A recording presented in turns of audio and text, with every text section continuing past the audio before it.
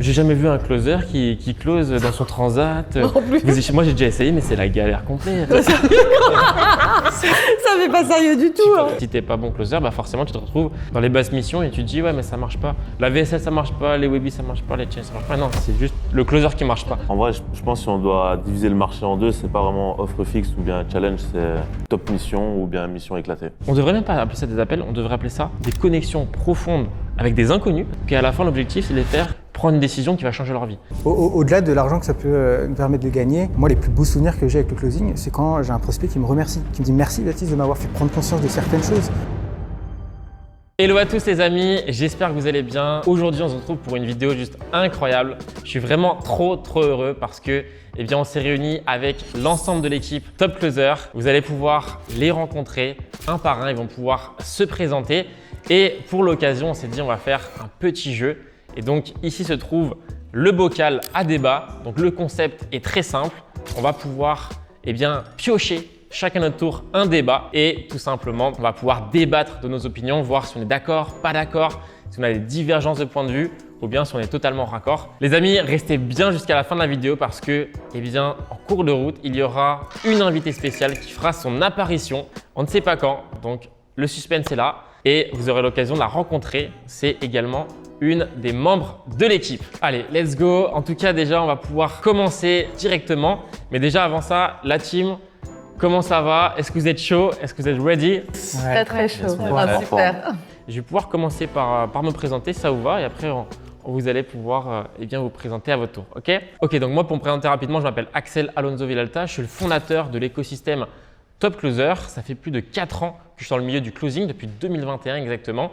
Et j'ai tout simplement été notamment le top closer, top performer chez David Laroche au sein de Paradox. J'avais closé plus de 1 million d'euros en moins de 5 mois. Et par la suite, j'ai également performé sur énormément de challenges où j'ai pu faire des mois notamment à plus de 14 000 euros, 18 000 euros, 30 000 euros de commission mensuelle. Et à la suite de ça, tout simplement, j'ai créé l'Académie Top Closer pour pouvoir accompagner les closers à performer, à avoir des meilleures missions et pouvoir les aider à tout simplement exploser leurs résultats. On a accompagné plus de 200 closers à date et l'objectif, c'est qu'on continue à le faire pendant encore des années et qu'on puisse aider un maximum de closers à exploser les scores. Allez, sans plus attendre, c'est parti. Xavier, tu veux commencer par te présenter? Allez, si vous voulez. Avec plaisir. Donc pour ceux qui ne me connaissent pas, donc Xavier Cartonnet. Donc j'ai commencé comme toi Axel en fait en 2021. Tu as été le premier avec qui on a fait un roleplay quand tu es arrivé. Donc on s'est formé à la même école. Ensuite j'ai closé pour pas mal de niches différentes, que ce soit de la crypto-monnaie, de l'immobilier, aussi tout ce qui était e-commerce. Et donc j'ai closé pendant 2 ans chez Yomi Denzel, donc top performer pour l'écosystème de Yomi pendant 2 ans. Et pour le coup, j'ai généré près de 2 millions d'euros de CA depuis que j'ai commencé depuis 5 ans en closing. Et j'avais envie de passer un cap avec les challenges. C'est pour ça que j'ai rejoint l'Académie Top Closer. C'était en juillet 2025, donc c'était il n'y a pas si longtemps que ça finalement. Et finalement, j'avais besoin de continuer à progresser, j'avais besoin de continuer à avoir accès aux missions également. Et c'est pour ça que j'ai rejoint l'écosystème. Et tu as pu continuer à me mentorer, me donner accès à des missions et j'ai pu performer aussi dans les challenges. Il y a un des challenges notamment, j'ai généré près de 10 000 euros de commission en 2 semaines, donc c'était un beau cap de passer aussi. J'ai voulu plutôt commencer après derrière à manager aussi les équipes, donc j'ai pu évoluer en tant que Head of Sales. Et aujourd'hui, j'accompagne 2 pôles ventes. Donc un premier pôle qui fait entre 100 et 150 000 euros de CA encaissé sur l'immobilier et un autre pôle qui fait entre 50 et 100 000 euros encaissés avec une équipe de 4 closers sur ce pôle. Ouais, et pour la petite anecdote, les amis, c'est ça qui est fou, c'est qu'avec Xavier, il l'a dit, c'était mon premier roleplay en 2021. Je l'ai fait avec Xavier. C'est vrai. C'est quand même un truc de malade comme quoi le monde est petit et qu'on se retrouve comme ça dans cette belle aventure qui est Top Closer. C'est juste incroyable. Moi, j'ai une question pour toi, Xavier. C'est quoi ton style de closing? Mon style de closing, ça c'est une bonne question. Je ne sais pas si j'ai à proprement parler un style de closing, mais je dirais que ce que je fais particulièrement dans mes appels, c'est que j'aime aider mon prospect à prendre ses responsabilités. C'est-à-dire qu'avant, j'étais quelqu'un qui était trop gentil, donc j'ai le côté naturellement bienveillant, empathique. Par contre, je n'avais pas ce côté challenge. Et maintenant, je viens de comprendre que réalisation, que le closing, finalement, c'est ni plus ni moins que aider son prospect à prendre pleinement ses responsabilités par rapport à sa problématique, de savoir s'il veut réellement la résoudre. Et ça m'a réellement aidé à prendre de la hauteur. Et je dirais que c'est vraiment ce côté état d'esprit, mindset, identité et le fait de responsabiliser mon prospect. Donc je dirais ça en termes de style de closing. Génial. Et aujourd'hui, quelqu'un qui rejoint Top Closer, toi aujourd'hui, c'est quoi ton rôle au sein de Top Closer? Justement, dans quel contexte les élèves, les closers qui veulent performer vont te retrouver? Donc ils auront l'opportunité de me retrouver donc le mardi pour faire des roleplays, donc c'est des simulations d'appels. Finalement, on se met en exercice, donc un closer, un prospect, pour vraiment s'exercer, parce qu'avec l'académie, ils ont toute la partie théorique dans les coachings, mais après, il faut aussi qu'ils le pratiquent. Il faut qu'ils fassent des erreurs en fait. Donc c'est l'opportunité de les faire le mardi en roleplay, en simulation d'appel. Et de temps en temps, le mardi aussi, une analyse d'appel sur un des appels d'un élève pour justement pouvoir directement voir ce qui est bien, ce qui est amélioré. Et le samedi, ils vont pouvoir voir un de mes appels qu'on va décortiquer, que j'ai fait sur les dernières semaines, les derniers mois, où j'ai closé pour différents écosystèmes PaulFix comme Challenge. Et ils auront l'opportunité de voir un de mes appels en direct, poser des questions et qu'on puisse vraiment tirer les apprentissages pour qu'ils puissent s'inspirer, pourquoi pas, de mes appels. Ouais, c'est hyper puissant ces sessions-là, c'est ce qu'on appelle les sessions d'analyse stratégique et c'est vrai que ça a une valeur qui est immense, comme tu le disais, de pouvoir voir des vrais appels de top closers qui ont déjà fait plus de 10 000 euros mensuels, voire en 2 semaines pour ton cas. Génial, à toi Nadia. Alors, qui est Nadia? Moi, je suis Nadia, j'ai 48 ans, je suis closeuse depuis 2 ans maintenant. J'ai commencé le closing un peu par hasard, sans connaître, débutante. Voilà, je suis tombée dans le closing un peu par hasard et après, je me suis rendu compte que j'avais beaucoup de lacunes pour le closing malgré des compétences en commercial. Et c'est comme ça que je suis rentrée dans l'académie en septembre 2025, c'est ça, pour pouvoir être accompagnée et monter en compétences au niveau du closing, au niveau de la partie technique. Que j'ai eu des très beaux résultats d'ailleurs, parce que très rapidement, tu m'as aidé à monter en compétences et j'ai pu générer 10 000 euros de commission sur des challenges. Et aujourd'hui, je suis très heureuse d'avoir rejoint l'académie pour développer encore plus ces compétences. Maintenant, j'ai aussi un rôle dans l'académie en tant que coach, master coach, où j'accompagne les débutants à justement commencer à développer des compétences en termes de technique, effectivement, mais aussi en termes de relations, en termes de connexion, en termes de posture. Parce qu'aujourd'hui, le closing, c'est pas juste uniquement un script à lire ou des compétences à acquérir, c'est aussi comprendre l'humain qui est en face de soi, avoir une posture de leader, et puis accompagner aussi les élèves dans leurs doutes et dans leur remise en question par rapport à leur jeu. Et je te pose la même question qu'à Xavier. Justement, c'est quoi ton style de closing? Et je vous pose cette question à tous parce que justement, ça va permettre de voir aussi votre couleur, votre patte. Et c'est ça aussi que je trouve hyper intéressant et, dans l'écosystème Top Closer, cette diversité de coachs et de couleurs. Ouais. C'est vrai que moi, je suis partisane de trouver son style de closing. Pendant très longtemps, je l'ai cherché et on m'a reproché aussi parfois d'avoir un style de closing trop friendly. Mais je l'assume aujourd'hui, c'est vrai que j'ai un style de closing assez friendly, une bonne connexion humaine, mais je suis aussi quelqu'un qui challenge. Tout comme Xavier, j'étais un petit peu trop gentil au début et c'est pas en fait rendre service au prospect que d'être trop gentil. Il faut aussi le challenger et le responsabiliser. Et donc voilà, c'est un mélange entre du chaud et du froid. Donc de l'empathie, friendly, mais quand il faut challenger, je pense que je suis efficace à ce niveau-là. Et dernière chose aussi, toi, tu as cette position aussi de mentor où tu suis des élèves, des closers en individuel. Tu peux en parler Ouais, je suis mentor effectivement dans l'académie. C'est un rôle c'est un poste vraiment qui me plaît beaucoup parce que moi j'aime accompagner vraiment les personnes à aller vers leurs objectifs. On sait que le chemin n'est pas facile, l'entrepreneuriat, être indépendant, avoir des missions parfois où il y a des missions où on a des retours positifs et d'autres négatifs.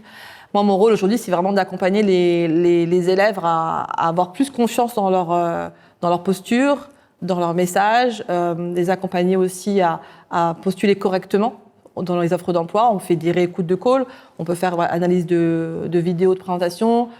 S'ils ont besoin d'envoyer un vocal parce qu'ils ont un doute sur une mission, ils peuvent m'envoyer, je réponds assez rapidement aux élèves. Voilà, c'est vraiment de les accompagner et je pense que c'est ça ce qui fait la force de Top Closer, c'est cet accompagnement vraiment main dans la main pour aller déployer leurs compétences. Merci Nadia, à toi Baptiste. Yes, donc moi j'ai 27 ans, ça fait 10 ans qu'on se connaît avec Axel, donc le temps passe très vite et ça fait 3 ans que je suis dans le closing.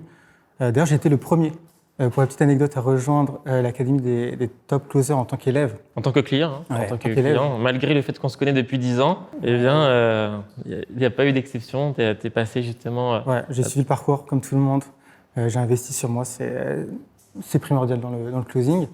J'ai commencé sur une première offre dans la niche de l'art, sur le marché de l'art, comme quoi on peut absolument tout vendre. Dans le closing, j'étais avec des artistes, des artisans d'art. J'étais closer numéro 1 sur cette entreprise pendant 1 an. Ensuite, j'ai continué avec des webinaires, des offres fixes, des challenges où j'ai également été top performer. Aujourd'hui, je suis aussi master coach au sein de l'académie, donc j'accompagne les élèves dans des coachings collectifs, mais aussi des coachings individuels. Donc voilà, j'aide les différents élèves à vivre du closing et à monter en compétences. C'est quoi ta spécialité au sein de Top Closer dans tes coachings collectifs? Alors, on analyse beaucoup les roleplays. Maintenant, on va aussi commencer à analyser certains de mes calls. On s'entraîne aussi au recrutement. Je pense que c'est important de voir tout ce qui est important, que ce soit dans la montée des compétences, mais aussi au recrutement. Tout est important dans le closing pour pouvoir évoluer. Mais au départ, c'était surtout analyse de roleplay. Les roleplays, ça sert à la fois pour s'entraîner, pour gagner en confiance, mais aussi pour le recrutement. Parce que des élèves, notamment qui sont débutants, qui n'ont pas forcément des appels à montrer au head of sales pour se faire recruter, mais ils peuvent montrer des extraits de roleplay notamment. Toi, du coup, c'est quoi ta force dans le closing? C'est quoi ta couleur, justement? Très bonne question. Je dirais que j'ai un closing assez basé sur l'empathie. Je mets en avant la connexion. Ouais, c'est des choses qui sont importantes pour moi. Et d'ailleurs, toi, qui as analysé plusieurs de mes appels, tu aurais peut-être aussi un regard extérieur à toi. D'après toi, c'est quoi mon style de Moi, je closing? dirais connexion profonde. Ouais, connexion profonde. Connexion profonde, vraiment, c'est ce qui te caractérise selon moi. C'est pour ça que je pose cette question, parce que on peut voir que même en ayant des couleurs et des personnalités totalement différentes, et on va le voir à travers ce podcast, finalement, on peut tous performer en étant soi-même, en étant dans l'authenticité. Et c'est ça qui est vraiment puissant. C'est ce qui fait la force de Top Closer, le fait qu'il y ait différents coachs, qu'il y ait différentes forces. Ça permet à chaque élève de piocher ce qui fait le plus de sens pour eux et de créer son propre moyen de closer. Ouais. Et en plus, tu n'en as pas parlé, mais parce que tu étais assez humble. Mais c'est vrai qu'il y a eu plusieurs semaines où justement tu as fait des semaines à plus de 7 000 € de commission. Ça m'étonne que tu n'aies pas parlé. Tu as fait des taux de conversion à 70% parfois sur un seul webinaire. J'ai fait une fois 100% de taux de conversion. Sur une semaine. C'est une semaine, faut pas non Top plus. closer. Sinon, ils ne vont pas y croire après. Non, sur une semaine, j'ai réussi à faire 100% de taux de conversion. C'était une performance exceptionnelle. J'ai déjà fait 30 ventes en un seul webinaire en quelques jours. Donc oui, mais c'est vrai que j'aime pas trop me mettre en avant. J'essaie d'être simple. Bon, merci Baptiste. Allez, Clémence, notre chère coach mindset. Ouais, donc moi, c'est Clémence. De formation, je suis psychologue. Donc, je suis passée par un parcours universitaire avec un master du coup en psychologie. À la suite de ça, j'ai ouvert mon cabinet où j'ai accompagné des centaines de personnes sur des thématiques comme les traumas, les blessures émotionnelles, des transitions de vie, des burn-out, donc vraiment des problématiques très diverses. Et par la suite, je me suis formée au coaching. Parce que j'avais envie d'aller sur ce côté performance, développer son plein potentiel, parce que j'ai remarqué justement en accompagnant les gens sur les traumatismes, qu'en se libérant de ça, il y avait leur plein potentiel qui pouvait se développer, qui parfois était bloqué par des peurs, des blessures émotionnelles. Et ça m'a beaucoup plu et beaucoup touchée de voir ça pendant mes accompagnements. Donc j'ai fait cette formation en coaching. Je me suis aussi formée en breathwork pour accompagner aussi à travers le corps, parce qu'on est un psychisme, on est aussi un corps avec. Et c'est important pour qu'il y ait une transformation profonde de travailler cette dimension corporelle. Et donc maintenant, j'accompagne les closers chez Top Closer en coaching de groupe et en session aussi individuelle à la demande s'ils en ont besoin.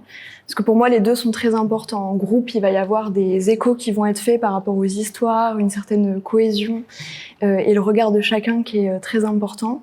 Et en individuel, on va vraiment beaucoup plus cibler l'histoire de chacun, leurs blessures émotionnelles, pour pouvoir transcender ça, en fait, pour en faire autre chose. Génial, tu as tout dit, j'ai l'impression. Allez, Florian, justement, si tu peux nous partager ton parcours, tes résultats, qu'est-ce qui t'a amené à Top Closer et aussi ton style de closing? Yes, donc moi rapidement, Florian, je me suis lancé dans le closing en 2023.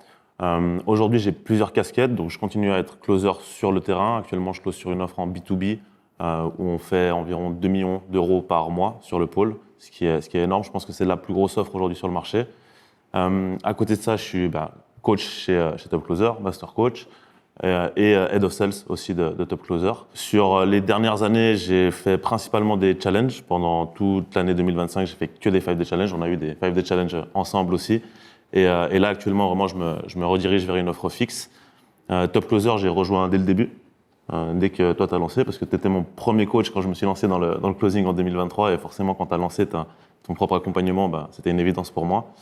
Et mon style de closing, je dirais que c'est plus sur la technique, vraiment la technique et savoir justement bien maîtriser la questiologie, poser des questions qui sont chirurgicales, essayer vraiment de comprendre les mécanismes humains en général, la compréhension profonde du mécanisme de décision, etc. Je suis quelqu'un qui me forme beaucoup, j'investis beaucoup en moi, toujours, dans plein de domaines différents, que ce soit la vente, la communication, le marketing et autres. Et au sein de l'écosystème, j'essaie de retransmettre plutôt ces compétences aux élèves qui nous rejoignent. Ouais, il vous a partagé que c'est le pro de la technique, je confirme, et tous les membres de Top Closer le confirment. Vraiment, Florian, c'est le pro de la technique, hein, tu confirmes, Nadia? Tout à fait. Toujours des questions très chirurgicales et très précises, impactantes. Au millimètre. Pour ceux qui ont eu la chance d'assister à un de ces coachings, c'est un tueur, c'est millimétré, c'est chirurgical, c'est vraiment incroyable. Et du coup, les élèves chez Top Closer, dans quel contexte ils peuvent te retrouver? C'est quoi justement tes coachings? Qu'est-ce que tu fais vraiment au sein de Top Closer? Coaching 3 fois par semaine en collectif pour les membres élites, donc vraiment ceux qui ont déjà un bon niveau et qui veulent vraiment passer au niveau supérieur. Une petite poignée de closers que je prends en individuel aussi, c'est rare mais j'en ai quelques-uns en individuel. Et on va dire la principale plus-value que je peux apporter aujourd'hui à l'écosystème, ça va être tout mon réseau. Parce qu'aujourd'hui, c'est moi qui m'occupe de mettre des missions en continu justement dans la communauté Top Closer. Et c'est vrai que là, sur les dernières années, moi, ce que j'ai fait, c'est, étant donné que j'ai beaucoup investi dans plusieurs accompagnements, que j'ai été sur plusieurs pôles vente différents, je me suis créé tout un réseau dans le marché francophone et je reçois plusieurs dizaines de missions, de propositions de missions par semaine. Et étant donné que moi, j'en ai pas spécialement besoin actuellement, je les partage aux élèves Top Closer. Je les mets parfois en relation directement aussi avec des head of sales que je connais. Donc, ça va assez vite.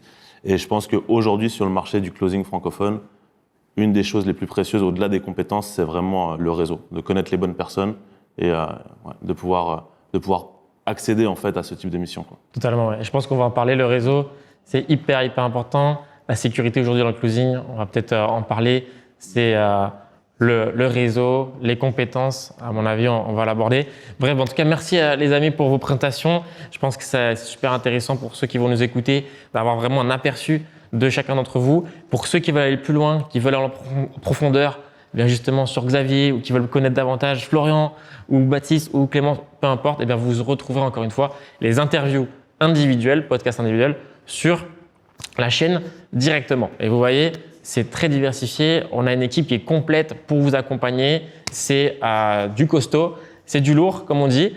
Et vraiment, je ne suis pas tout seul. On est là ensemble pour aller tout exploser. Et en plus, ce que j'aime beaucoup aussi, c'est vrai que je ne me suis pas attardé là-dessus, le fait d'avoir une coach mindset comme Clémence qui est là pour justement bien coacher sur le mindset en individuel chacun des clients. C'est juste vraiment génial. D'ailleurs, il me semble que prochainement, il y a quelque chose. Est-ce qu'on leur dit ou est-ce qu'on leur tease ce qui va arriver aussi, ce que tu prépares? Tu peux, si tu veux. Est-ce que tu veux leur partager? Ouais, prochainement, dans l'Académie des Top Closers, il y aura une formation spéciale justement mindset qui va sortir, que je vais préparer parce que, en fait, au-delà des techniques, parfois il y a certains blocages pour les closers qui sont émotionnels. Par exemple, répondre aux objections. Des fois, ils ont les techniques et ils savent comment faire sur le papier, mais challenger, c'est difficile et donc il va y avoir certains blocages. Et pour ça, je prépare du coup une formation sur le mindset pour les closers. Ça va être inédit, ça va être exclusif. Et voilà, c'était le petit teasing. Ça sera en plus de toute la formation e-learning qui est déjà ultra complète de plus de 100 vidéos. Et bien, il y aura certainement cette formation de Clémence. Même moi, j'ai hâte de savoir ce qu'il va y avoir dedans. Je ne sais pas vous, mais moi, j'ai hâte de la regarder. Parce que ça va être hyper les premiers à la regarder d'ailleurs. On sera les premiers, ouais. Exclusif pour les membres Top Closer, ça va être génial. Allez, sans plus attendre, si vous êtes chaud, on va commencer les débats. On va commencer justement le petit jeu. On va voir si ça va être saignant ou si on va être plutôt tous raccords. Ok, let's go. C'est parti. Let's go. Commence Clémence, la main innocente. Ok. Tu es la main innocente. Ok. Alors, les académies de closing sont-elles responsables de l'échec de leurs élèves? Oi. On commence par un débat piquant là. Oh là, c'est piquant. Ok, les académies de closing sont-elles responsables de l'échec de leurs élèves, de certains de leurs élèves, évidemment, qui commencent. Déjà, je pense qu'on peut tous d'accord sur le fait que les deux ont leurs responsabilités, que ce soit l'académie de closing et le closer. On est tous d'accord par rapport à ça? Ouais. Maintenant, d'après moi, en tant qu'élève, déjà, tu dois prendre la responsabilité. C'est quelque chose d'important. Que tu sois sur une bonne académie ou une mauvaise académie, tu dois prendre 100% de la responsabilité de tes résultats. Non, 100%. Ouais, totalement. 100%. Totalement, moi, il y a une image qui me venait, c'est comme si, quand on veut arriver sur une destination et il y a la mer qui nous sépare, on doit prendre un bateau. Si le bateau, il a plein de trous, que c'est une petite barque en bois, qu'on n'a même pas de pagaie, bah, ça va être plus compliqué pour y aller.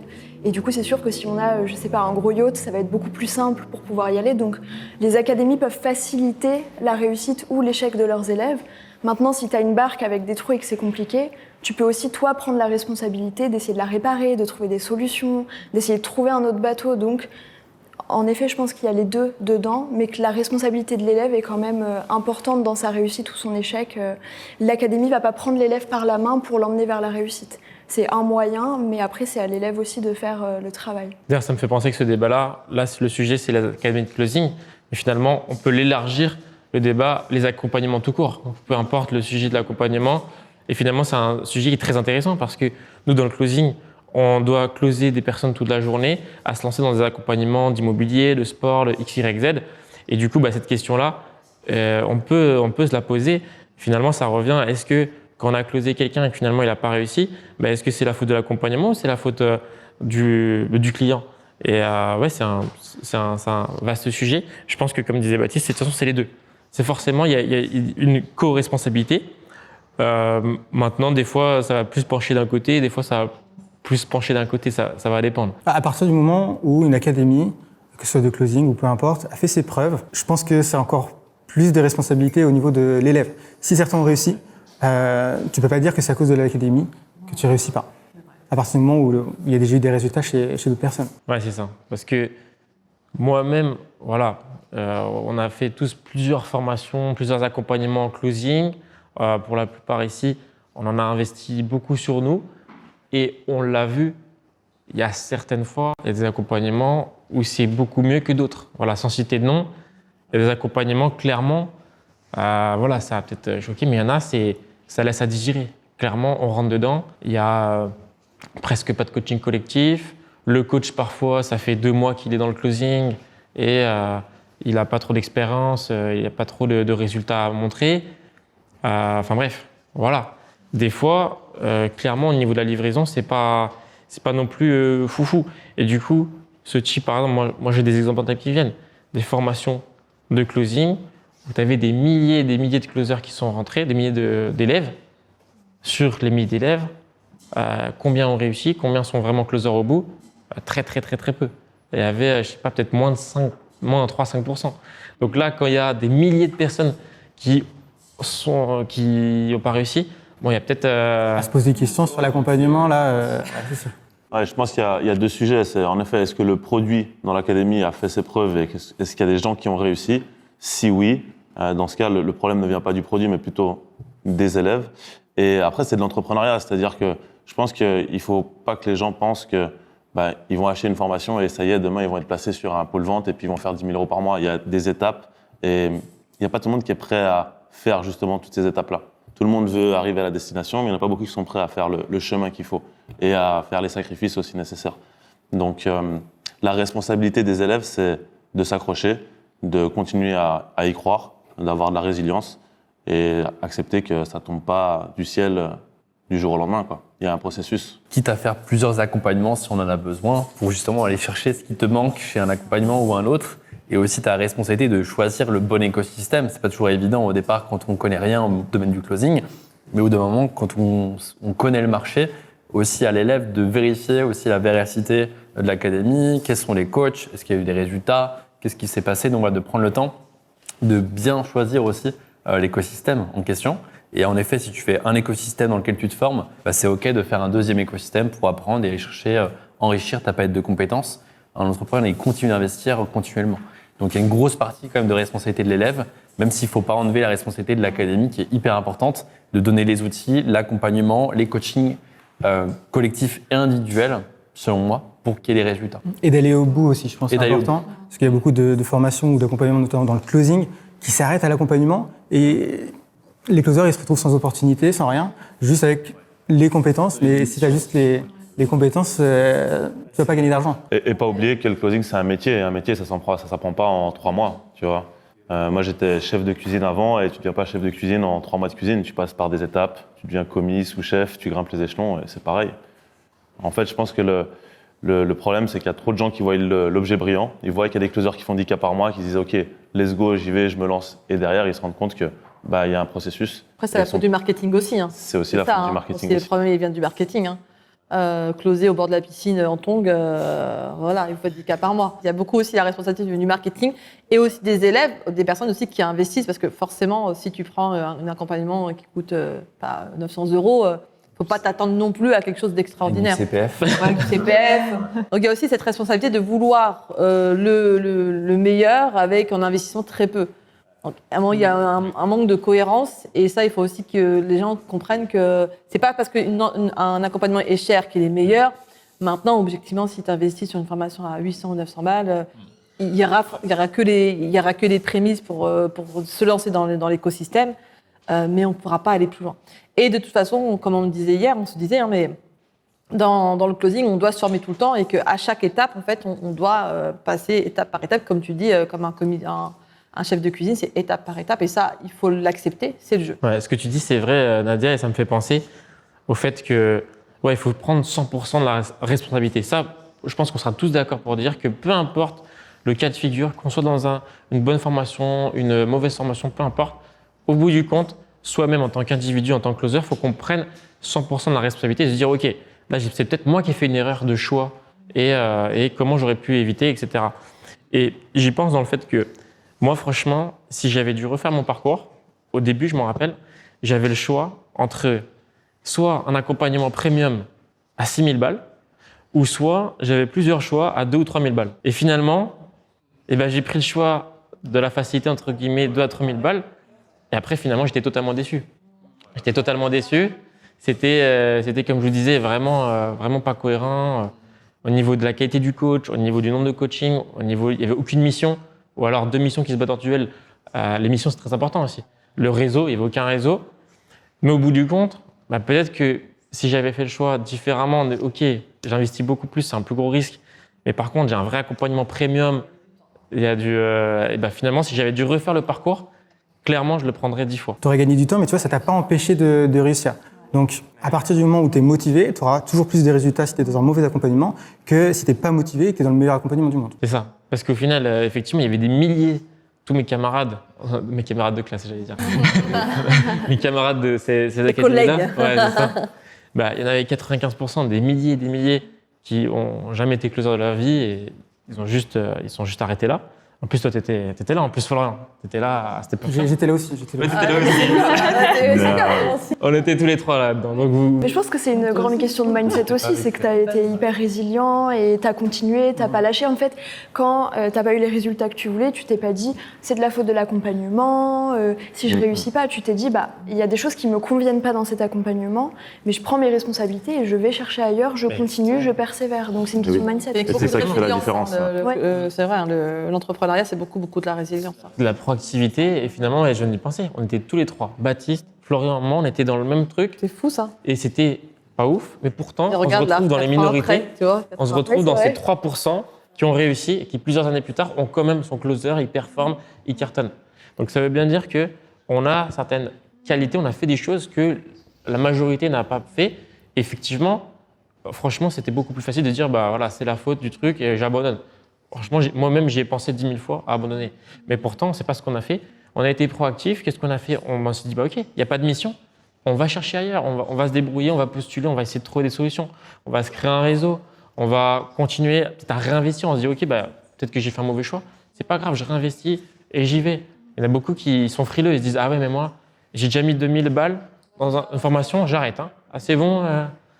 J'ai été déçu une fois. C'est fini le salariat là. T'es entrepreneur, donc il faut investir pour avoir un retour sur investissement. Tu sais, moi j'ai toujours, si t'es pas prêt à investir sur toi, l'univers, tu vas pas te donner tes 10 000 balles ou 15 000 balles ou la vie que tu rêves. Parce que de toute façon, t'es même pas prêt à miser sur toi. Tu mets pas une pièce sur toi. Comment tu veux que les énergies de l'univers te misent sur toi?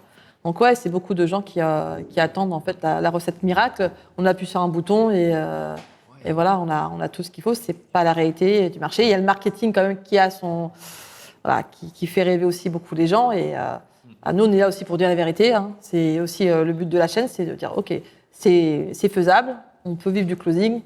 Le chemin est pas facile, ok. Là, il y a quand même des raccourcis maintenant aujourd'hui, hein, avec des bonnes académies comme la tienne aujourd'hui, qui nous permettent d'aller beaucoup plus vite qu'il y a 4 ans. Donc aujourd'hui, on fait en 6 mois, on fait ce que vous avez fait en 4 ans. Donc c'est quand même une sacrée chance, quoi. Et puis il y a une question de congruence aussi, c'est-à-dire que si toi tu investis 5 000, 10 000 euros sur toi, bah, tu es à l'aise après à demander à tes prospects d'investir 5 000, 10 000 et plus. Il y en a, ils veulent des grosses missions, ils veulent closer sur des offres comme Florian par exemple, qui close sur des offres à plus de 10 000, 15 000 euros. Oui, mais Florian a investi des dizaines de milliers d'euros sur lui en formation, en accompagnement. Donc il l'a fait pour lui, donc il est à l'aise à le faire faire à d'autres. Si tu investis dans une formation CPF à 2 000 euros, que tu es frileux à investir 5 000 ou 10 000 euros, ne demande pas à venir sur des grosses missions où tu vas être sur des offres à 5 000, 10 000 et plus. Donc il y a aussi ce côté congruence, au-delà des compétences, c'est à quel point est-ce que tu te sens à l'aise et congruent dans ton message, dans ce que tu transmets en fait. Et donc cette congruence, c'est importante. C'est l'effet miroir, hein, effectivement. Exactement. En fait, pour répondre à la question, on peut aussi poser l'inverse de la question. Est-ce que la réussite des élèves est liée à l'accompagnement? Là, ça permet de répondre à la question. Non. S'il y a un élève réussi, c'est parce qu'il a mis tous les moyens à sa disposition pour réussir. Et c'est pas l'accompagnement qui l'a fait réussir. Les accompagnements miracles, ça n'existe pas. Non. Ça a contribué, ouais. Ça contribue quand même beaucoup. Oui, Après, faut. des Ça boulots contribue. aussi. Qu'effectivement, quand tu es accompagné, quand tu es coaché, quand voilà, tu as tout ce qu'il faut à chaque étape. En fait, ce qui est compliqué pour les élèves, souvent, c'est de faire étape par étape. Et à un moment, ils se sentent tout seuls. Et du coup, on laisse tomber. Parce que moi, en fait, je trouve qu'il y a vraiment les deux. Et moi, j'ai connu les deux. D'un côté, les formations accompagnement de closing, même des accompagnements d'autres domaines, qu'ils mettent tout sur le marketing, comme tu disais, Nadia. Ils mettent tout sur le marketing. Et après, ils ont les poches vides, ils n'ont plus rien pour la livraison. Avec les poches remplies, ils partent à l'autre bout du monde. Et des livraisons, elle est toute pour Havre. Non, mais clairement, on va dire les choses cash. Et du coup, bah, clairement, forcément que là, on n'aide pas les clients si on n'a aucune livraison, si c'est pas ouf. Et bah, c'est terrible. Et moi, pour moi, je trouve ça, il faut dénoncer ce genre de choses. Et c'est pas normal que des gens ne mettent pas cet accent sur les clients, ne mettent cette envie, cette intention de les aider au maximum, de mettre tous les moyens en place. Parce que des académies ou des accompagnements, ils ont une obligation de moyens, pas de résultats. On dit souvent ça, obligation de moyens, pas de résultats.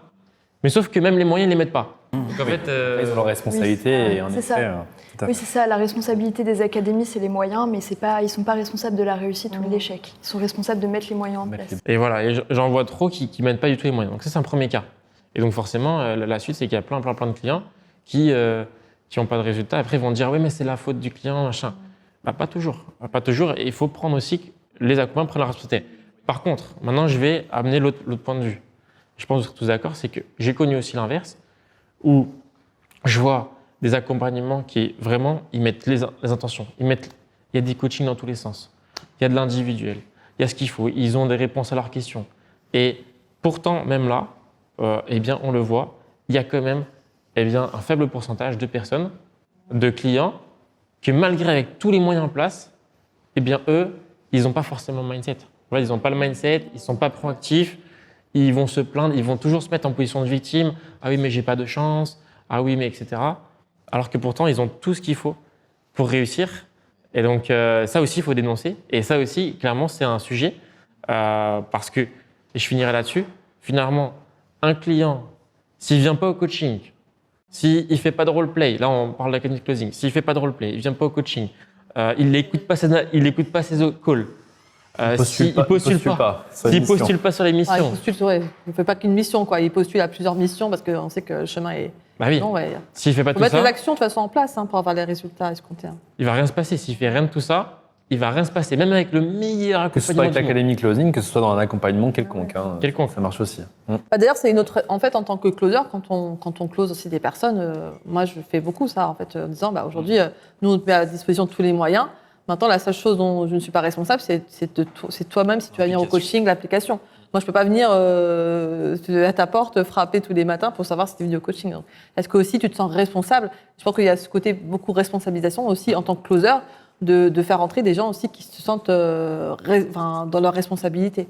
Et pas juste de dire, bah oui, vas-y, rentre. Non, on doit vraiment faire entrer des personnes où on sent il y a du potentiel et elles peuvent y arriver. Ça n'empêche pas certaines vont aller au bout, certaines vont laisser tomber. Mais au moins, on peut dormir tranquille. On a fait notre maximum, on a responsabilisé les personnes. Et si après, malheureusement, elles laissent tomber, c'est leur choix, en fait. On ne peut pas faire les choses à leur On ne peut pas faire les choses à leur place. Et nous, en tant que closer, c'est vrai que c'est important aussi de faire ce travail-là, de bien responsabiliser les personnes. Voilà, quand elles sont rentrées, elles ont tout ce qu'il faut. C'est comme un peu la salle de sport. Hein.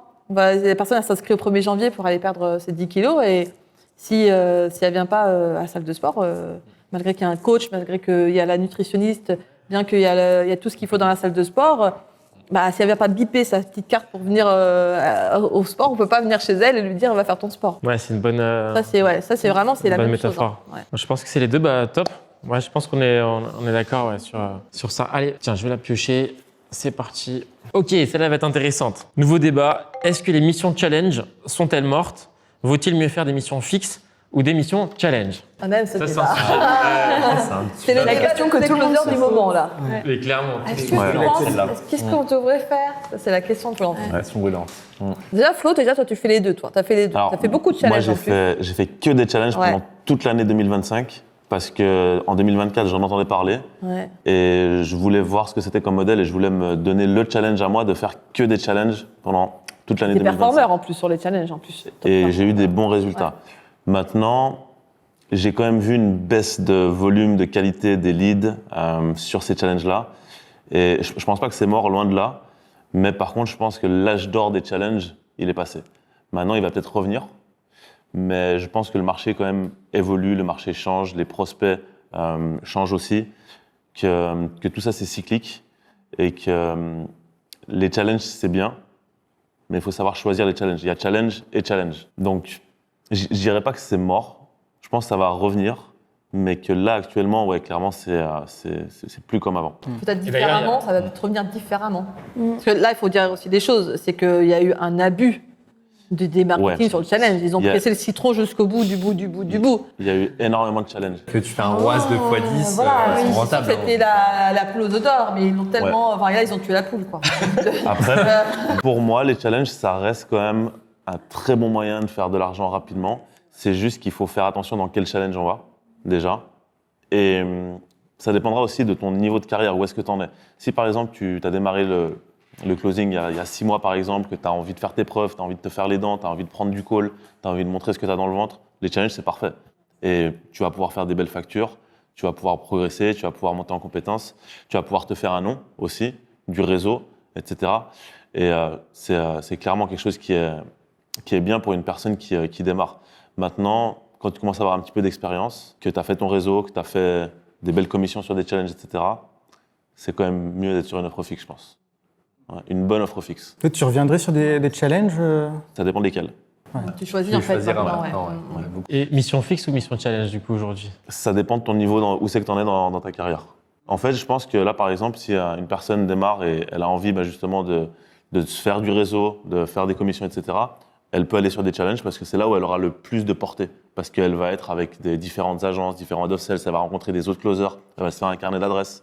Et ça va lui apporter énormément pour la suite. C'est challengeant aussi, il y a ce côté aussi, il y a des préparation au podium, etc. Ouais. Exactement. En fait, si tu performes et que tu finis dans le top 3 sur un gros challenge, en fait, tu as des missions après à vie. Ça te donne des opportunités. Parce que la porte d'entrée, c'est le challenge, mais du coup, tu connais l'agence, et l'agence, après, peut te partager des missions fixes ensuite. Donc, c'est une super porte d'entrée, en fait. C'est ce qui s'est passé pour moi aussi. C'est ce qui s'est passé pour moi, en fait, grâce à Axel, du coup, qui m'a mis sur le challenge 15 jours après que je sois rentrée dans l'écosystème. Et ça a fait, j'étais propulsée et du coup, ça m'a ouvert effectivement toutes les portes. Plein de missions aujourd'hui où effectivement j'ai le choix des missions. Mais les challenges, on sent que ça se casse un petit peu la figure quand même en ce moment. Moi, j'ai des challenges où il n'y avait pas de lead. La veille, le soir d'un challenge, on nous dit qu'il n'y a pas de lead. On te dégage du jour au lendemain. On te dégage du jour au lendemain parce qu'il n'y a pas assez de lead. C'est ça. C'est aussi la réalité. Tu t'es préparé pendant 2 semaines. Voilà. J'ai un challenge où on nous a carrément même viré pendant le live des webinaires. On a dit, tous les closers dehors. Donc, c'est sûr qu'on a l'impression que le vent tourne. Mais en fait, tu as raison, il faut choisir. Il y a des très bons challenges encore. Ça existe. Il faut juste avoir le réseau pour rentrer dans cette challenge. C'est toujours pareil, en fait. Il y en a beaucoup moins qu'avant, beaucoup moins. Et les challenges où il y a trop de closers aussi, attention aussi. C'est vraiment, voilà, c'est pas forcément parce qu'il y a beaucoup de closers, c'est un gros challenge. Parce que vous allez vous retrouver avec beaucoup de leads pas qualifiés. Alors, c'est bien, comme tu dis, quand tu débutes, je trouve, de prendre du volume aussi, même des leads pas très qualifiés pour aussi, tu vois, s'exercer. Ça te permet d'exercer même ta façon de faire les traitements des objections, comment tu fais ta découverte. Donc, parfois, tu sais qu'il y a des leads, tu vas pas les closer. Mais c'est pas grave, tu fais quand même une belle découverte parce que tu te dis, tiens, ça me fait un roleplay en live. Hein. Il y en a qui disent que les challenges, c'est pas fait pour les débutants. J'ai déjà entendu pas mal de head of Moi, je sales. trouve que c'est bien. Moi, je trouve ça génial. Moi, je trouve que c'est génial, au C'est une contraire. super opportunité, ouais. Parce que tu apprends, déjà, tu fais des coachings avec les head of sales, tu vois un peu l'équipe, les CRM, tu vois très rapidement 15 jours de préparation, ce que tu pourrais mettre plusieurs mois à apprendre. Et ça t'oblige à être professionnel très rapidement et être dans le mindset, en fait, d'être prêt, d'être un peu ce caméléon, en fait, que le closer doit être, en fait, d'être prêt très rapidement sur une mission. C'est-à-dire qu'aujourd'hui, en fait, si on me propose un challenge, en 4 jours, tu peux préparer ton pitch, ta trame, parce que tu es prête. Quoi. Ouais, je trouve ça intéressant, moi, je trouve. Moi, je nuancerais là-dessus quand même. Je nuancerais. Head of sales, c'est toi qui... Je vais nuancer. C'est toi qui... Parce que, non, il n'y a pas trop de nouveau quand même. Parce que dans un challenge, ce qui est bien, c'est que oui, tu as le côté financier où tu choisis bien ton challenge. En 1-2 semaines, tu peux faire des belles factures, on l'a dit, 3, 5, 10 et parfois plus. Beaucoup plus même. Maintenant, le petit bémol que je vois à ça, c'est que si tu es trop débutant, si tu n'as fait que les challenges, et si demain, les challenges, comme on le dit, ça se casse la figure, tu veux un pôle fixe. Pour trouver un pôle fixe, on va te dire, OK, donne-moi des extraits d'appel. Si derrière, j'ai le closer qui m'envoie que des extraits d'appel challenge de lead qui étaient ultra chauds, ils étaient éduqués, ils étaient faciles, je vais dire, OK, mais là, j'ai rien vu de tes compétences. J'ai pas vu si tu sais gérer un traitement d'objection, j'ai pas vu ta diagnostic, il était déjà closé avant l'appel. Donc, est-ce que tu as un appel autre qu'un challenge à me montrer? Non. Ah ouais. Du coup, voilà, moi qui est sur 2 pôles fixes aujourd'hui, forcément, je vais faire attention à regarder est-ce qu'il a l'habitude aussi de closer un profil qui n'est pas forcément éduqué, mais il va quand même avoir les compétences pour le faire. Donc là, il faudra lui faire confiance. De toute façon, sur les challenges, et on a de moins en moins de leads qualifiés. Donc, voilà, donc qu'est-ce que on a quand même de moins en moins de c'était un mal pour on a de moins en moins de leads qualifiés, donc forcément, tu t'entraînes à te dire bon. Voilà, c'est ça que j'allais rebondir justement, Nadia.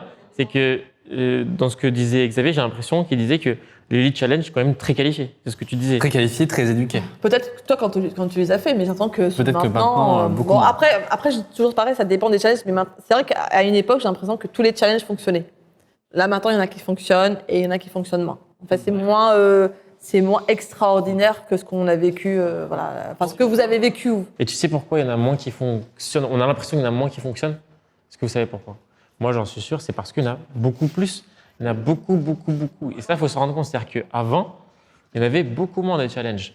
Et du coup, il y avait beaucoup moins de closers qui pouvaient, non seulement il y avait moins de challenges, mais en plus sur ces challenges-là, il y avait moins de closers qui pouvaient être placés. Du coup, c'était réservé uniquement à une élite de challenge. C'était réservé uniquement aux meilleurs closers.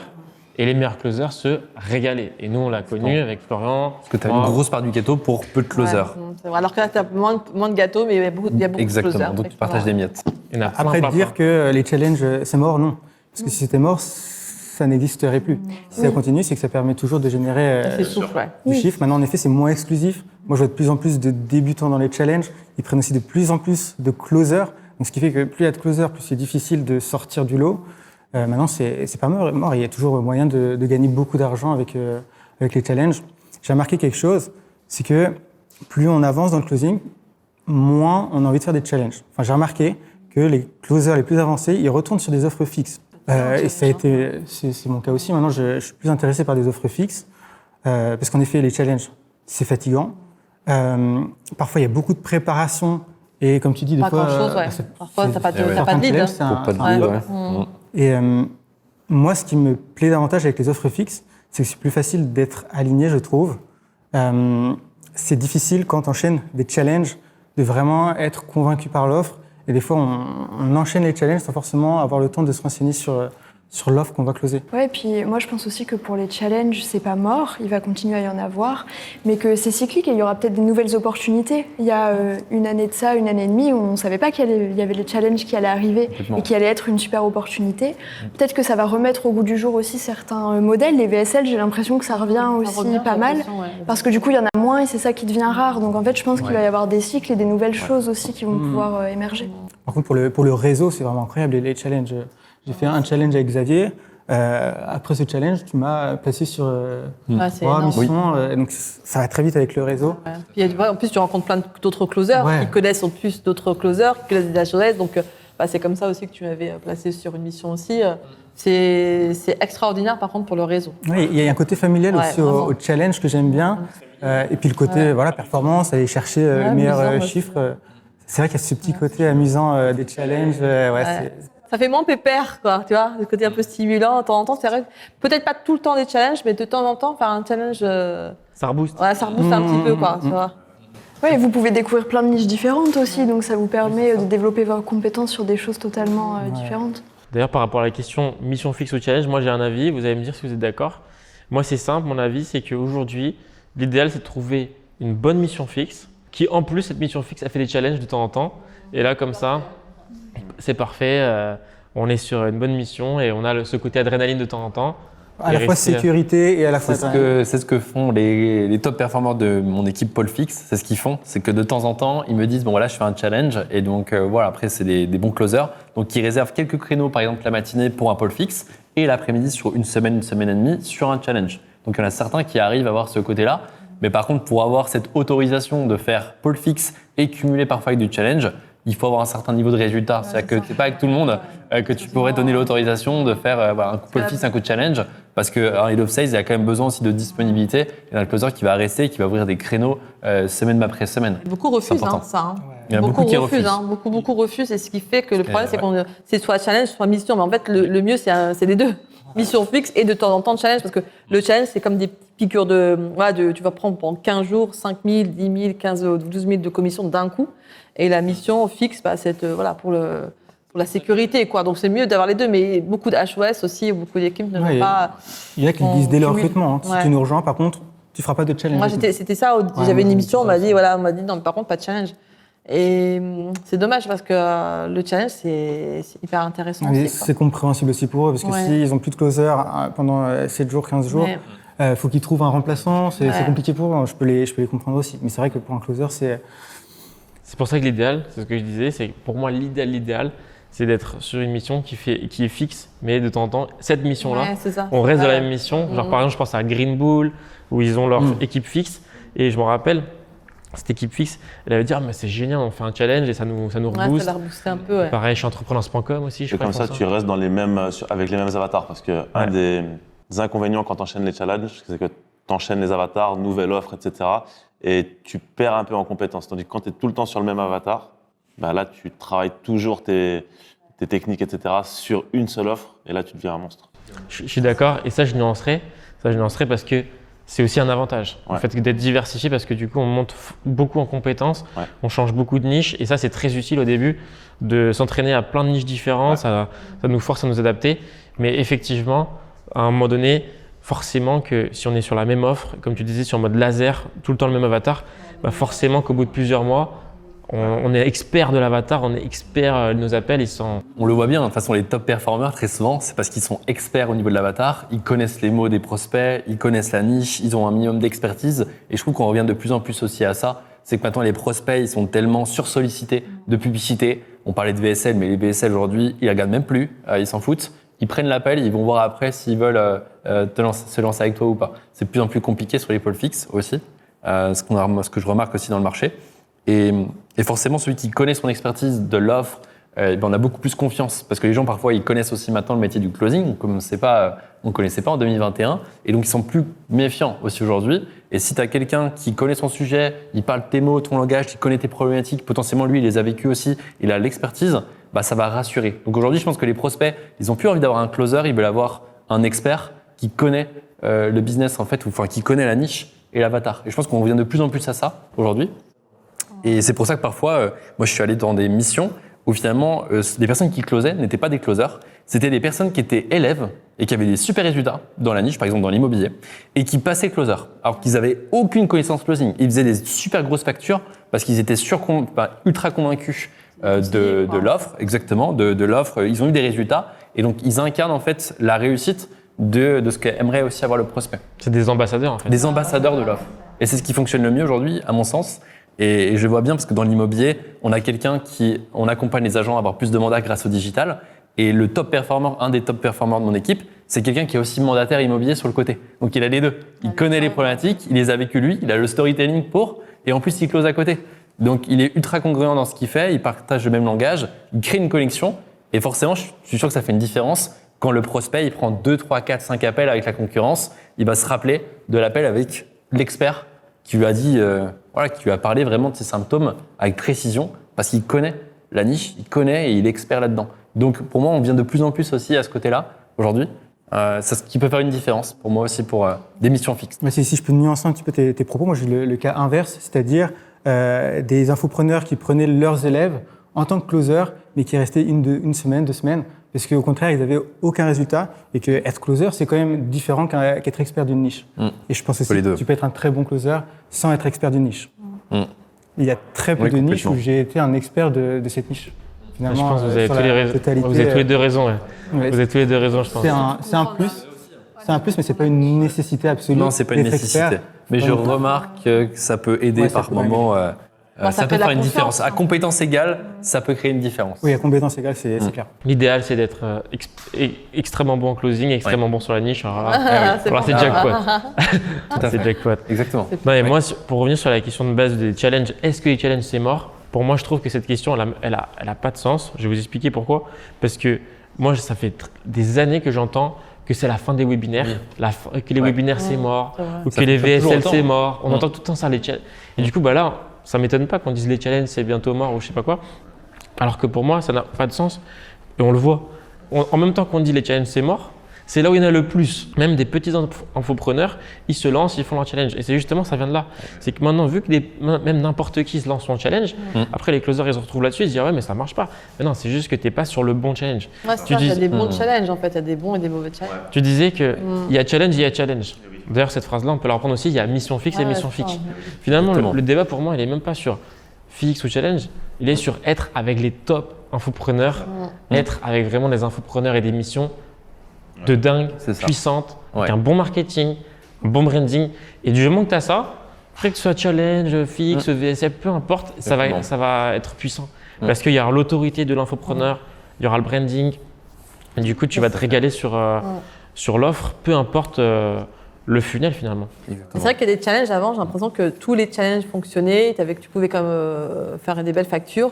Là où maintenant, tu as des challenges où tu peux faire des factures pourries, quoi. Donc, tu vois, en fait, c'est presque un peu. Il y a des très très bons challenges et des très mauvais challenges. Donc, l'écart il est tellement important qu'il ne faut pas se louper. Ouais, mais il y a pareil dans les missions fixes. Les missions fixes pourries et les missions fixes sont super. Donc, je suis d'accord avec ce point. Et maintenant, je trouve que l'écart il est de plus en plus visible. Peut-être là où c'était un peu moins visible parce qu'en fait, tous les challenges fonctionnaient. Il y avait des très bons challenges, mais des un peu moins bons, mais ils fonctionnaient quand même. Là, tu as des challenges où tu as. C'est parce qu'en fait, avant, il n'y avait que les top infopreneurs. Avant, il n'y avait que les top infopreneurs qui faisaient des challenges. Et là, maintenant, tu as des leads qui ne sont pas quali, tu n'as pas de leads. Tu vois, c'est de plus en plus accessible aussi de lancer son offre, de lancer son challenge, son webinaire. Tout le monde peut le faire aujourd'hui. C'est de plus en plus accessible par rapport à avant. Donc, c'est pour ça aussi qu'il y a une grosse disparité. Ouais, c'est ça. Donc maintenant, finalement, je trouve que c'est juste redevenu à la normale. Et c'était plus avant où c'était anormal que les challenges fonctionnent tous, entre guillemets, parce qu'il y en avait peu. Et c'était que réservé aux top infopreneurs et du coup aux top closers. Et aujourd'hui, voilà, c'est redevenu normal, c'est l'équilibre. Faut se réadapter. Par contre, j'aimerais rajouter quelque chose. Quand on dit les challenges, c'est mort, moi je pense que les challenges, ce ne sera jamais mort dans le sens où il faut se rappeler de qu'est-ce que c'est un challenge. C'est une suite de 5 lives qui permet aux prospects d'être éduqué le plus possible et de vraiment être chauffé, de chauffer le prospect. Et ça, pour moi, peu importe que ce soit dans 1 an, dans 3 ans, dans 5 ans, c'est mathématique. Un prospect qui a vu 5 lives d'affilée, 5 jours d'affilée, il sera forcément plus chaud qu'un prospect qui a vu 10 minutes de vidéo. Ça, c'est tout à fait. Pour moi, c'est même un webinaire qui fait toujours le taf aujourd'hui. Ou même un webinaire. Voilà. Sûrement la différence, c'est aussi le taux d'attention. En fait, tu sais, avant, peut-être les gens ils restaient 3 jours, 4 jours, 5 jours. Là où 1 jour, 2 jours, je sais pas, il y avait 10 000 personnes le premier jour et après tu te retrouves avec 2000 personnes en live. Donc, tu vois la grosse perte. Donc après, il faut se réadapter. Je pense qu'il faut faire ça différemment. Il faut s'adapter au marché. Les leads sont plus éveillés, sont éduqués. Il faut que le marketing s'adapte au marché aussi et plus de solutions, effectivement. Ouais, ils sont bombardés de publicité maintenant, les prospects. Ils ont plus de solutions. Avant, il n'y avait peut-être pas autant.